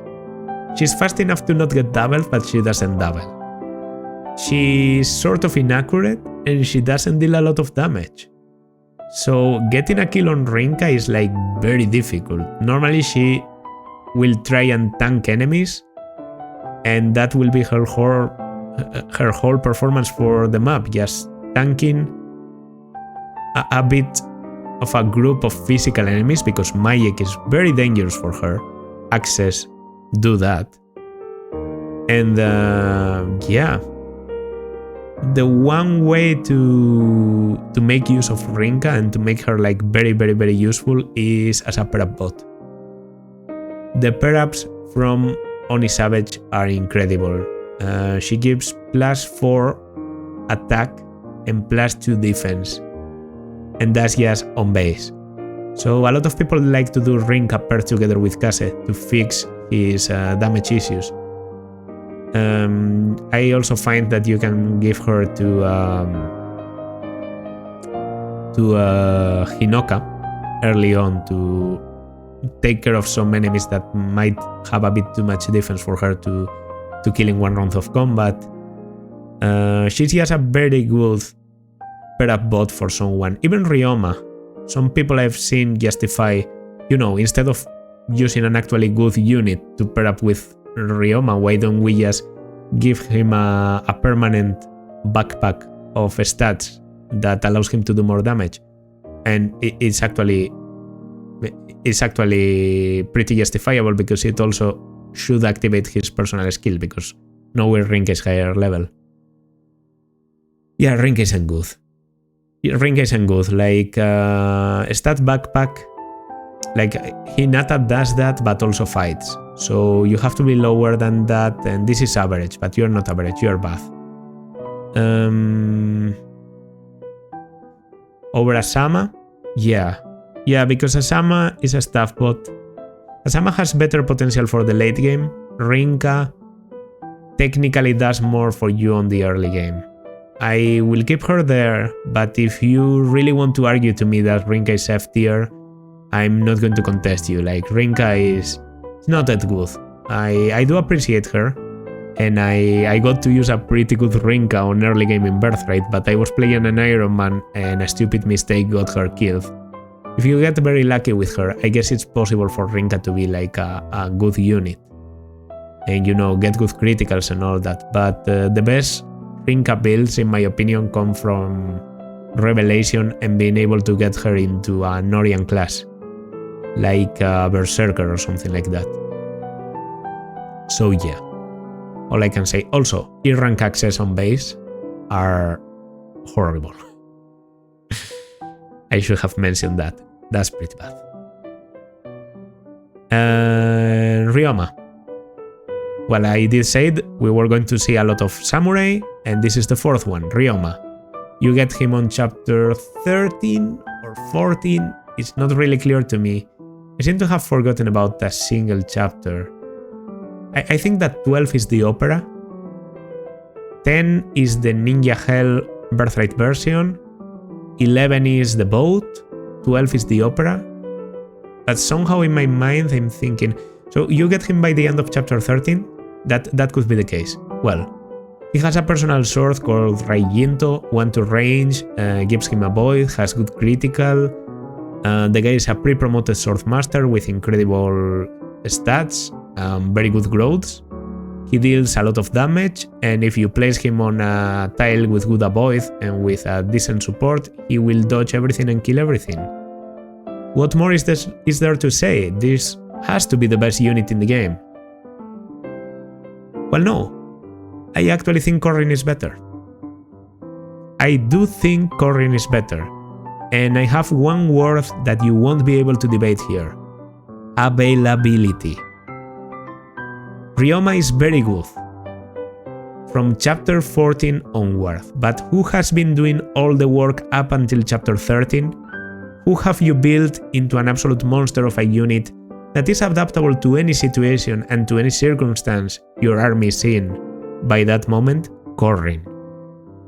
Corrin is more flexible. Corrin has...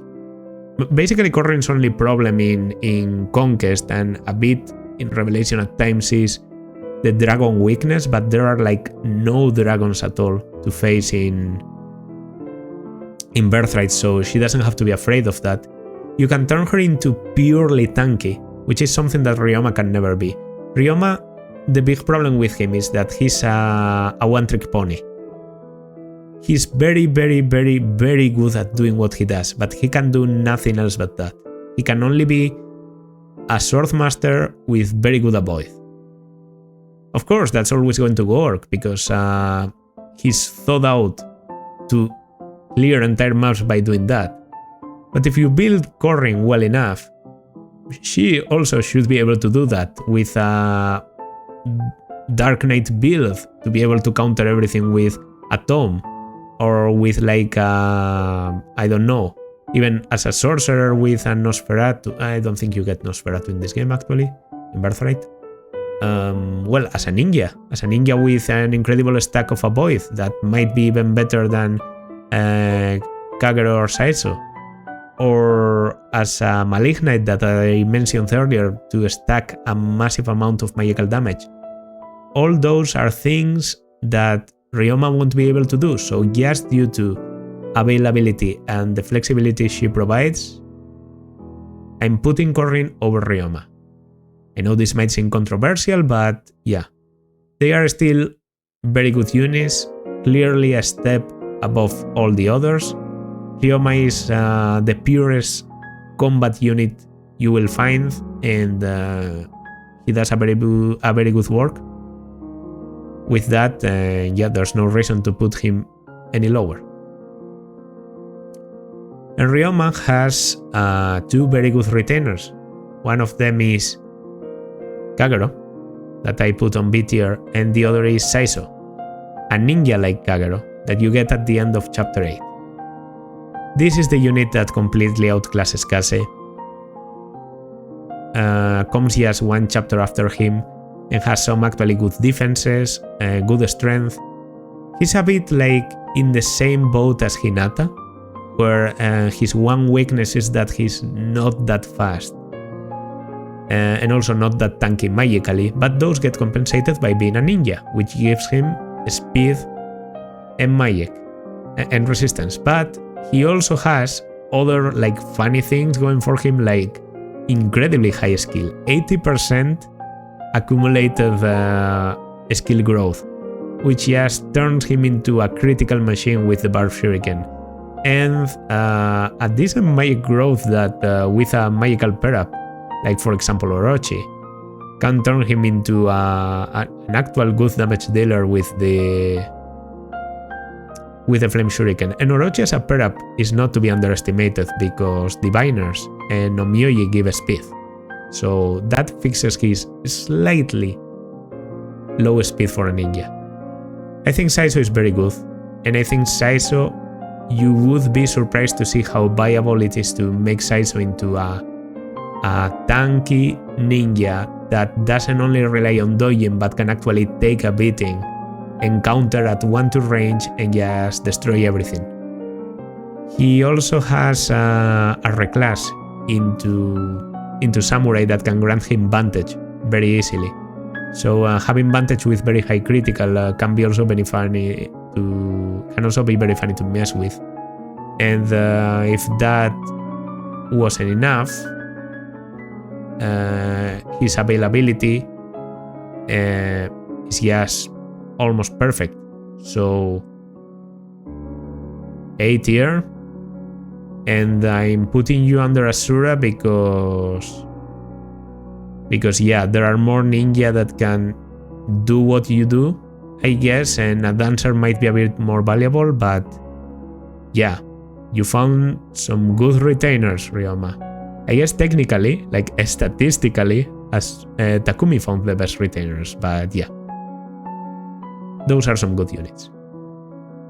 Sakura, my beloved. Alright, so about Sakura. I really like Sakura. She's my favorite character in Fates. And as a unit in Birthright, I have to admit, she just doesn't really do it. Because Felicia and Jakob are clearly superior. Sakura is a staff bot, and she has E rank on base. E rank! That's not okay. Even if you train her a lot, you could get her to what? E.5, maybe barely D on chapter 7 at the beginning, while these guys are rolling at D.5 and good Shuriken rank, and the possibility to reclass immediately into an strategist. Already being a maid and a butler, it gives you 6 movement, while she's stuck at 5, and you also have the knives for support. If you turn into an strategist, like if you turn Felicia into a strategist, it's over. There's no way Sakura can contest that. Now, if you like having 2 healers in your army, obviously the second best option for a healer during Birthright is Sakura, because Azama, yes, nah. So yeah, Sakura isn't unsalvageable. She's just a bit hard to train in a game, as I said, so front-loaded, because in Birthright you get a lot of units very early, very quickly. And Sakura is going to have to compare herself to them, and unless she's spamming a staff every turn, and also promoting early and potentially even reclassing into, I don't know, Pegasus Knight to be able to build up that speed and do a bit of physical damage, we're not doing a lot with her. Best promotion for Sakura in this game is on Myoji. In other routes I would try and have you consider Priestess, because I love Priestess Sakura, because story-wise it's very cool, it looks like Mikoto and all that. But when you have no Shining Bow available, messing around with Priestess is just stupid. As an Omyoji, she actually performs incredibly well. The growths are probably the best set of magical growths, excluding like a very well-raised Rhajat. So you have the potential to be to have like the best magical unit in Sakura, but you will have to train a staff bot all the way to level 10 and then promote her. So I can see why that would be a bit painful. And that's why I'm willing to admit that Sakura is not on B tier, she's on C tier. But she's so early that at least over Dwyer and over Kiragi I have to put you. But not over Kanna. I do think that Kanna's pure like flexibility does go over Sakura. So yeah, that's like best healer, second best healer, clearly third best healer, all order. Well, you're more or less the same, but I do think Felicia has the edge on Birthright. Yeah, painful to put Sakura in there, but this is what it is. I have to be fair. Okay. I did talk about the one unit that can use access, saying that's Rinkah, and I was joking. There's another unit that can use access. I sort of slipped my mind, and that's Scarlet. You get Scarlet at the same time as Ryoma, which is the end of chapter 13, and she is just very good. She's a pre-promoted Wyvern Lord, and I already told you how much trouble you have with like pure tankiness in this route. Like it's not that common for you to find a good physical tank. It's not that common for you to find a good high mobility unit, because you don't have cavalry, so you depend a lot on your flyers. But really the one thing you are lacking is high mobility plus tankiness, and that's exactly what Scarlet is bringing to the table. She is a bit slow, and her resistance is basically non-existent. Like if you leave her in front of a mage, she might get destroyed. But aside from that, you can count on Scarlet to do absolutely anything in combat. Curiously enough, she doesn't have, like, she's a pre-promo, and she's one of those units people like to call Corrin sexuals, which means she can only have a support with Corrin, just like Reina. It's actually a big disadvantage for Reina and Izana. So that means that this is a unit that is going to have a harder time getting good boosts from a support partner, which is a shame, because if you were able to get a support between Ryoma and Scarlet, aside from other very sad reasons, that would turn her into an incredible unit, because getting that buff in speed and giving Ryoma that extra defense and strength would benefit both of them, also being able to move him across the map. But Scarlet is still a very powerful unit on her own. You have to put no investment in her. Its true availability isn't perfect, but normally you don't get to use Rinkah because she's so shit. So you have a lot of access lying around, very powerful access too. One of them is normally a hammer, and then you go into chapter 14, which is the big wall of Nor, and say, oh wow, that's a lot of armors. You know who could be good in here? That's right, Scarlet with a hammer. So she adapts very well to the difficulties you find during chapter 14 and 15. And yeah, yes, all along to the endgame, she's going to prove a very useful flying unit. Basically, she takes the, the baton from Reina and takes it to the next level as a pre-promo flyer. So I do think she's better and has like actual endgame potential. B tier is fair. On B tier, I don't think you're better than them, but you are better than Kagero, I think. You get to use Kagero for a bit more, but not that much, and you are very strong, like actually very strong. Jakob and Felicia provide a lot on the early game, so I think that's not to be underestimated. I'm not going to put you over them. So yeah, the middle of B tier is pretty good. Maybe you expected me to put her higher after saying all that good stuff about her, but it is true that Scarlet is not there for very long. And she's actually sort of really slow. Like at times it can be a real problem. So yeah, I will keep her there. B tier, also not having supports. B tier, definitely. Selkie, the daughter of Kaden. Well, Kaden stats, but later and probably slightly better because you chose the mother correctly, and this is like a tankier, Kitsune that maybe sacrifices a bit of resistance for higher damage, for higher defenses, so you average out all the stats and you get like a bootleg Wolfskin. Okay, I get it. You can make Selkie into a good unit, so what? Even with all those buffs, that's not going to solve her one problem, which is that she comes pretty late and that Kitsune is only going to give her weapon rank on stones, which means she either stays a Kitsune or suffers through pretty bad reclassing options. Yeah, Kitsune, yes. I'm not that fond of Kitsune, I guess. But I do think she deserves to be on C tier because she is strong in that sense. And at least she is better than Hisame. But not better than Hana. Let's give Hana credit where credit's due. Like, they are very similar in a way.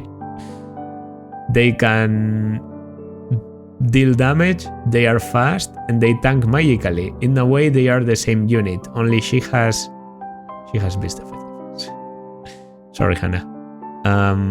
Beast effectiveness is better than anything you can do, but not better than Kaze. Kaze you can actually train into being good, I guess. I'd say leave you there. C tier is seeming a bit overgrown, but I don't think I have a lot of average units to talk about left, so yeah. This, for example, is not an average unit. This is my wife, you're seeing right here. I literally married this woman, and then the very next chapter, I divorced her. The medieval way. By getting her killed by mistake. Setsuna. Bad unit. She's an archer. Takumi is going to completely outclass her. A bit like Saizo and Hinata, her biggest problem is not having a lot of damage, and that gets fixed by Archer. But Archer is just not a very good class. No enemy face presence. Her starting stats are also not crazy. The one thing she brings to the table and has over Takumi is like high speed, but not to the point where you can consider her good. And tankiness just doesn't exist. Takumi at least is able to take some punishment, no joke. Setsuna has some low HP, not very high resistance, pretty low defense. Skill is sort of bad, damage yes isn't there at times. She doesn't work. I'd say Hana is better. Because you get both. You can get Hana more or less at the same time, so Hana is better, let's start from there. And Orochi has the potential to be better, and Midori should be better. And Rinkah honestly should be better. Rinkah should be better, that tells you something. But Azama might be... Azama is better too, and honestly you're better too. But not Mitama. Mitama is going a bit too far. That's okay. Sorry to say such bad things about Setsuna if you really like her. As a character, I actually don't really enjoy her either. But I find her to be funny. That's about it. But I think we can all agree that she underperforms quite a lot. Okay, Shigure, which is Azura's son, is a Falconate, and like in Conquest, where being a Falconate is like sort of unique and sort of something only you can do. Being a Falconate here means, you know, I already have plenty of Falconates. Do I really need this guy? Well, actually, Shigure does pretty well because he has like pretty good defenses, so he can take over Tsubaki for the role of the tanky Falconite that takes both physical and magical damage, that has enough speed to not get doubled by anything. So a bit of a weird, like tanky in a weird way, unit in the sky that provides you rallies, kills some of the enemies lying around, and heals you, obviously, because that's something Falconites do. And if you don't like that, you can turn him into a Kinshi. He has the potential to be one of your best flyers, obviously below Hinoka. I basically think like he's just an inferior version of Caeldori. They are very comparable, very comparable. Technically you should be able to get Shigure earlier, but I also think his personal skill, Rally Pitch or whatever it's called, which is basically when you use Rally command you recover a bit of health, it's not as good as Child Prodigy. So in terms of combat you're better. In terms of inheriting growths you're normally better, because Shigure's growths are okay. And yeah, Shigure's only thing is like coming very early, but if he comes very early, he doesn't benefit from being a child and you not needing to train him. While Caeldori, I feel like she's just in the sweet spot for you to get her when she's like about to promote, or just at the moment you get the offspring seal. So I will put Shigure there. Bottom of B tier is still pretty good. Like I'm saying Shigure is better than Kaden, and I do think it, because you can get Shigure earlier than Kaden, and he can do good combat and a lot of support. He's more of a support Falconite than Caeldori is. But you know who's a good combat unit? Shiro. Shiro is good at combat. Shiro is Ryoma's son, and he's the second unit that has a Spear Fighter as a base class, meaning he can turn into a Spear Master, use the Water Wheel, also guard Naginata, Beast Killer, Killer Lance, Javelin. All the good things I said about Oboro apply to Shiro, but Shiro has a single very big disadvantage.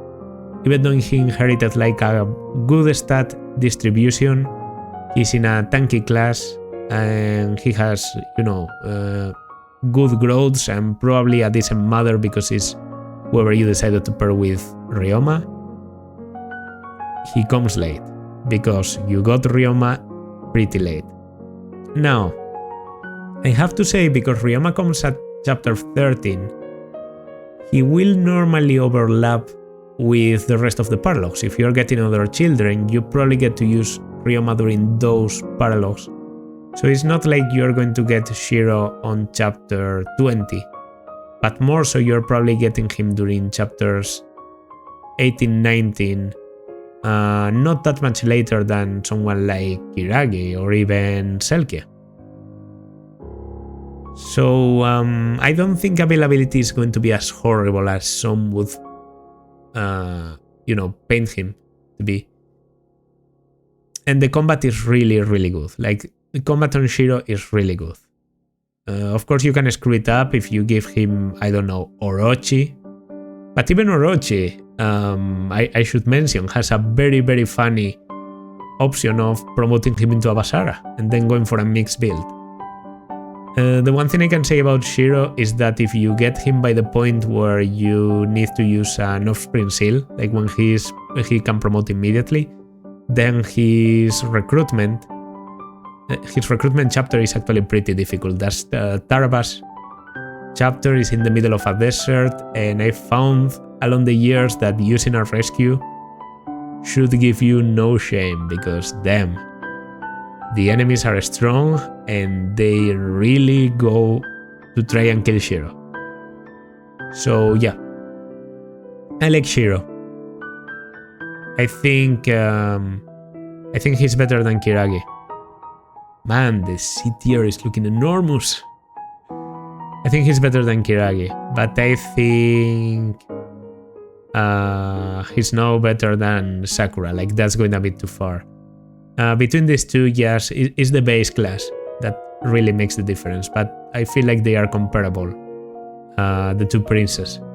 So, yeah. Okay, not much more to talk about. Now there's Shura. Shura is very interesting. You get Shura, I think it's chapter 23. So by the time you get Shura, there's not a lot of game left. He's like the latest possible recruit in Birthright, and I'm pretty sure in Fates there's no other character you're forced to recruit as late as Shura. And he has some pretty amazing bases and stats. Growths aren't too bad either. I don't know, the guy is good. The guy is simply good, strong. He is Corrin sexual, so only can support Corrin, but we are so late into the game, it doesn't matter anymore. And he starts as an adventurer, which is an Orion class you don't have access to. And honestly, it works pretty okay for him. Like, you get a support unit that can do damage with bows to take care of pesky flyers, but also has staves to support you in case you find that your staff users aren't enough. What is the best course of action with Shura? I've actually found that because you have so many resources by this point in the game, if you ever try using Shura in the near future, do consider the possibility of reclassing him into a Berserker, giving him 2 arms scrolls, and giving him a Bolt Axe. And you will be surprised to see how well that performs. Jokes aside, you can do a lot of ridiculous builds with a lot of units, but Shura's base stats and basically no need for investment mean he's just good to go, and I really, really, really value that so much that I think while you are inferior to Scarlet, you do deserve to be on the same tier, because you are more or less doing the same. Now Scarlet, but Wyvern Lord is better to have, and also like stats are pretty strong. But sure, I guess, like I said, you get to that chapter, which I think is 23, and suddenly you have a unit that is able to carry you through many of the maps in the endgame. Who else can do that? Like, on Conquest, you don't get such a strong unit by the end. Like, you do get Shura in Conquest, but he comes earlier, and he's more of a balance type thing. And then on Revelation, he's just plain incredible, but that's a whole other debate. So yeah, I think Shura B tier is fair. And I am going to be fair, and I'm going to do something I don't like, but there is a unit I've been a bit unfair to. So Let's get it out of the way, even though I hate the guy. Okay.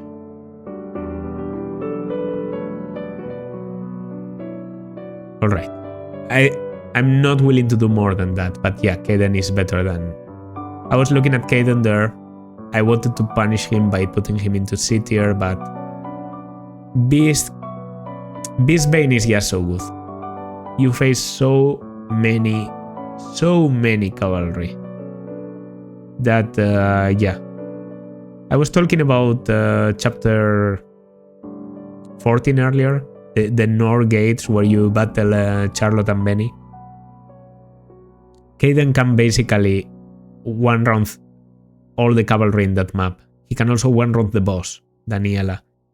Like, he's a strong guy. So if I'm giving credit to someone like Shura who doesn't need investment, I'll have to be honest. No investment Kaden is pretty much good to go.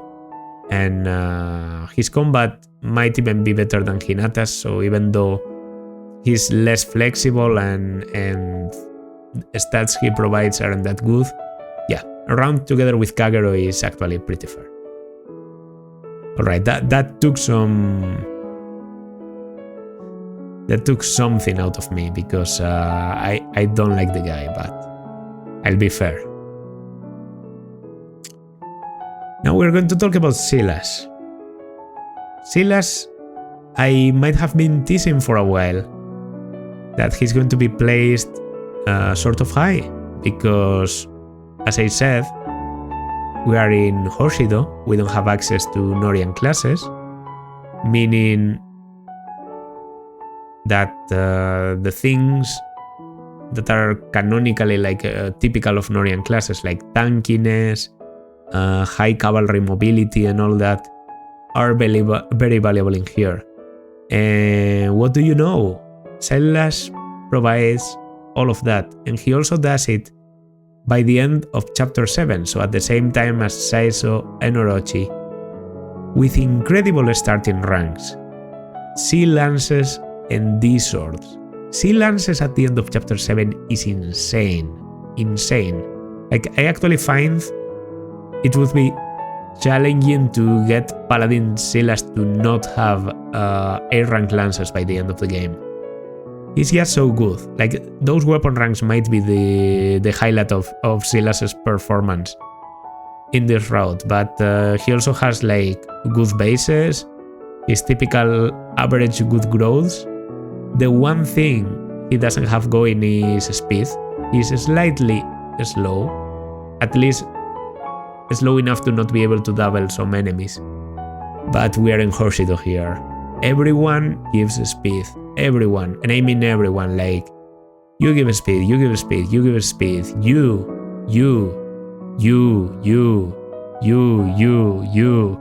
Everyone. Like, you can take your pick.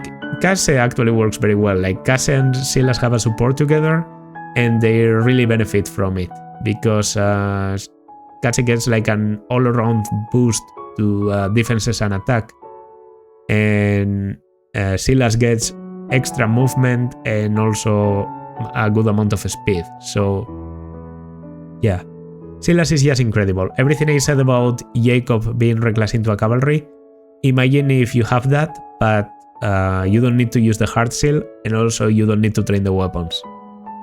So yeah, he has the mobility. He has... Honestly, he's better than Hinoka. I'll just go and say it, he's better than Hinoka. And I'm considering to put him on S tier, but I think even though he's very good at combat, S tier is reserved to units that can clear maps. And while Silas could technically be reclassed into a hero, get soul, and depend on that to tank a lot of people, he doesn't have the same combat potential that you do. No exclusive weapon. In the end, like, some reclassing options, but not as flexible as you. Availability is good enough to justify that you are at the peak of the A tier, but you are not touching the god tier that we have in here. And it's going to be pretty simple to review the next unit because that's literally Silas's daughter, Sophie. This is alphabetical, so don't blame me. Sophie can do everything that Silas can do, and at times better, but she doesn't have the same availability that he does. I think her personal growth focuses a bit more on offenses, so she doesn't struggle with speed as much, but she does want a bit of defense from her mother. And passing her down that defense actually isn't that good for you because there's not a lot of tanky girls in Birthright, and one of them is Scarlet, who can't marry people. So really the two best options for her as a mother are Corrin and Oboro. If you give her one of those, then you're ready to go. Like that, Sophie is going to roll through everyone. Hinoka can also be a pretty decent option. Well, obviously anyone that's strong is a good option. Even Hana could do okay. The one thing she wants is like an interesting skill passed down from her mother, and to be a cavalry on a route where every cavalry is very valuable. And just due to that, I'm willing to say that you go around here. You're just a cavalry. I mean, are you stronger than Jakob? No. You're just there. And I'm promoting Hinata. Hinata is good enough to... No. I was just doing that for symmetry's sake. I don't have to kid myself. Hinata isn't as good as Saizo. Hinata doesn't have that good that good combat that makes Saizo into one of those. But yeah. Sophie definitely has to go over Caeldori, and I'd argue together with Kaden on par. Stat distribution is similar, except she has more defense, he has more resistance, he's faster, she has more damage, but they are actually similar.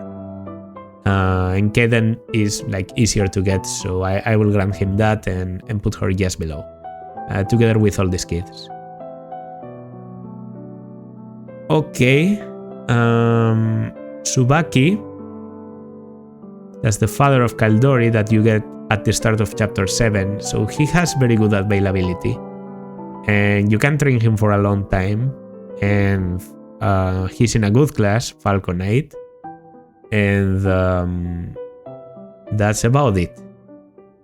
So what's the problem with Tsubaki? He doesn't really hit hard.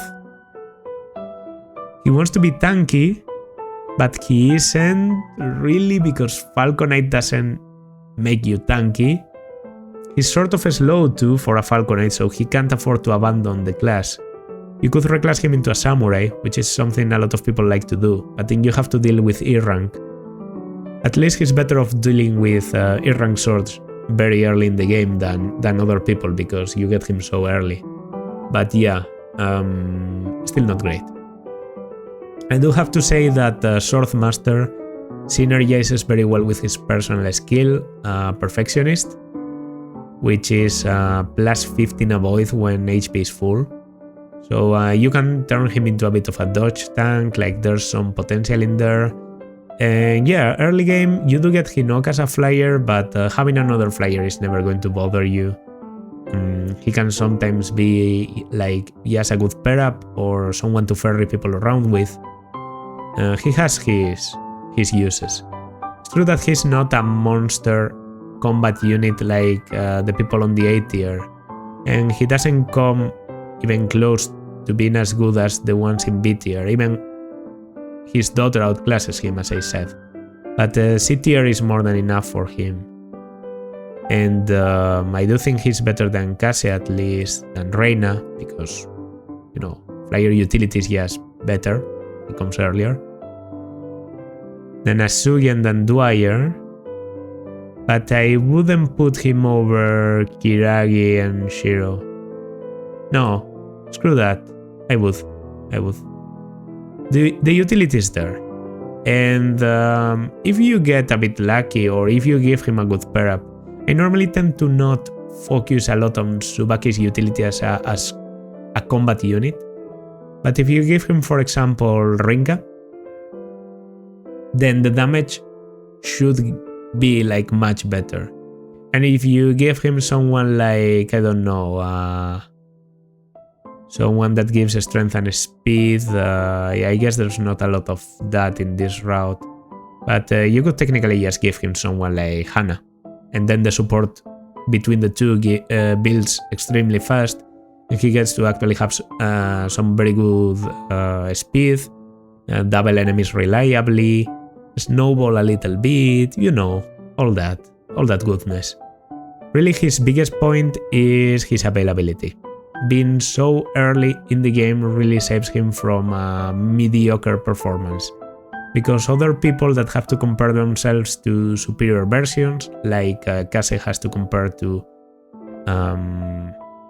Saizo or whatchamacallit, Setsuna has to compare to Takumi. In the case of Tsubaki, it isn't that bad because having two flyers is normally sort of advisable, and you're always going to feel like having him from so early on allows him to get a bit of experience, and then, you know, some levels might turn him into a good unit and he manages to sneak a place in your team. So C tier in the middle there. And speaking of, the much better archer, much better than Setsuna, would be Takumi. Obviously, Takumi, what can be said about Takumi? Incredible damage, actual good defenses and good HP, so like he can tank a bit, and very good skill and luck for reliable criticals. There is a single thing going wrong for Takumi, and that's his speed is lacking a bit to be perfect. But as we saw with Silas, that's easily fixable in Birthright.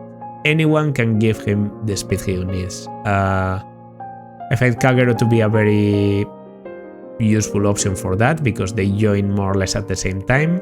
So if I haven't paired, like if I don't have anyone available to be paired, I just pair them together. If I'm using Hana, Hana can be an option. If you're not going for like a romantic build to get Kiragi, then you can pair him with Hinoka. And obviously Oboro is also a good option, although that wouldn't provide speed. But then you just go for like sort of a one-shot build, because you go for damage and being a bit tankier and I don't know, a bit of a frontline archer. He has the Fujin Yumi, such a powerful bow. You have to understand that bows in this game are sort of modeled to be like range axes, because they are like paired together with axes in the weapon triangle. So bows hit so hard that no joke, I think I actually think like the Fujin Yumi might have something ridiculous like 16 might on base or 15, and it even gives him like a void and the possibility of ignoring terrain, so he can cross over forests like they are absolutely nothing. Doesn't make him into a flyer, but you know, it gives him better mobility than other people, like I don't know, than your average like spear master or cavalry. Cavalry could get at times impeded by the forest, while Takumi is just going along, not minding. A tier all the way. And here is where the real debate comes. Because Takumi does have another problem, and that's the fact that, yeah, he's a very powerful archer, but he's an archer. And being an archer in the end means most of your potential is focused on player phase, so already these three are better than you. I'm considering if I think Azura has the dancing, but I think, yeah, the dancing might not be that good. I think Saizo is over you, and I think you're still better than Takumi, so I prefer this. I really think you can build Saizo into a very good enemy phase unit. And I think Azura is very helpful on player phase, just like Takumi is. And actually, these two technically go very well together. Like, if you reclass her into a flyer, the bonuses are very good. And if you don't want to pair them together with anyone, then she is okay dancing for Takumi every turn and having Takumi kill 2 units per turn. So that's good. And yeah, that leaves a last unit to talk about, and it's actually a pretty weird unit that we landed. Yukimura, the one Birthright exclusive unit. You don't get Flora, you don't get Mr. Clean. Instead you get Yukimura. Yukimura is a mechanist. I'm pretty sure you recruit him at level 14, which means he's 1 level away from getting the coveted replicate skill. If there was anything you could get Yukimura to do, now you can get him to do it twice, because he can basically replicate and create a copy of himself with the same stats, sharing HP with him, so you can't be tanking with both of them at the same time. But Yukimura isn't that tanky, he's more about weakening with shurikens and doing effective damage with bows. I don't know, I think Yukimura is a funny unit, a funny filler unit that works much better than Izana, but comes so late that putting him any higher than D tier would be unfair. How high in there? Well, better than Mitama and better than Setsuna, but not better than Rhajat. I've used Rhajat all the way to the end, and she can really become the best mage in Birthright with proper investment, so she has the potential to be better. And it's true, taming Hayato is a bit of a bother, but there's that. Yukimura is like the opposite side, no investment at all, but the performance is going to be mostly subpar. Now, would you rather get basically 2 subpar units, because with replicate being almost free to get, this is 2 units you're getting, or would you rather get like a powerful mage in a route where mages are sort of difficult to get? The choice is up to you. I would probably put Rhajat under you if mages weren't so scarce in Birthright. So yeah, I think this is going to be the final tier. Let's check a little bit to see that everything's right. Bottom tier Mozu, Izana and Hayato seems fair. Mitama, Setsuna, Yukimura, then Rhajat, Azama, Rinkah, Midori, due to that chapter 15 locking you out. Yeah, if that's the only reason you're here, then Rhajat is actually okay. Like, I could even put Rhajat over you, but no, I won't. Orochi and Hana. Okay, and on C tier, like average, the most, like the bottom common average has to be Hisame, Hana, Selkie, Kaze, Reina, Asugi, Dwyer, Kiragi and Shiro, Tsubaki, Sakura, and Kanna. On B tier, being able to provide you with some actual like good utility or at very low cost, stuff like that. We have Shura, definition of low cost. Shigura and Caeldori, we have Sophie, Kaden, Kagero, Scarlet, Maiden Butler, guy and girl here, and Hinata, the backpack guy, the samuraiest of samurais. Well, that would be a bit higher. And then on A rank, yeah, yes, the good combat units plus the best support possible, which is your dancer slash good offensive combat unit. Takumi, Azura, Saizo, Oboro, Hinoka, and Silas. And on S tier, Ryoma and Corrin. For the reasons I said, I think Corrin is just a little bit higher. I would actually probably put Ryoma over her on... I was going to say on Revelation, but no. We'll have to see when we do the Revelation tier list, but that's going to do it for this tier list. I hope you enjoyed. I hope you agree. I know this isn't the most popular route, and I'll definitely do a Conquest 1 in the future, close future, because that's the route I beat the most recently, and I don't know what else to say except that this has been Pomum. If you like, consider liking, subscribing, leaving a comment, and I will see you in a future video. Bye!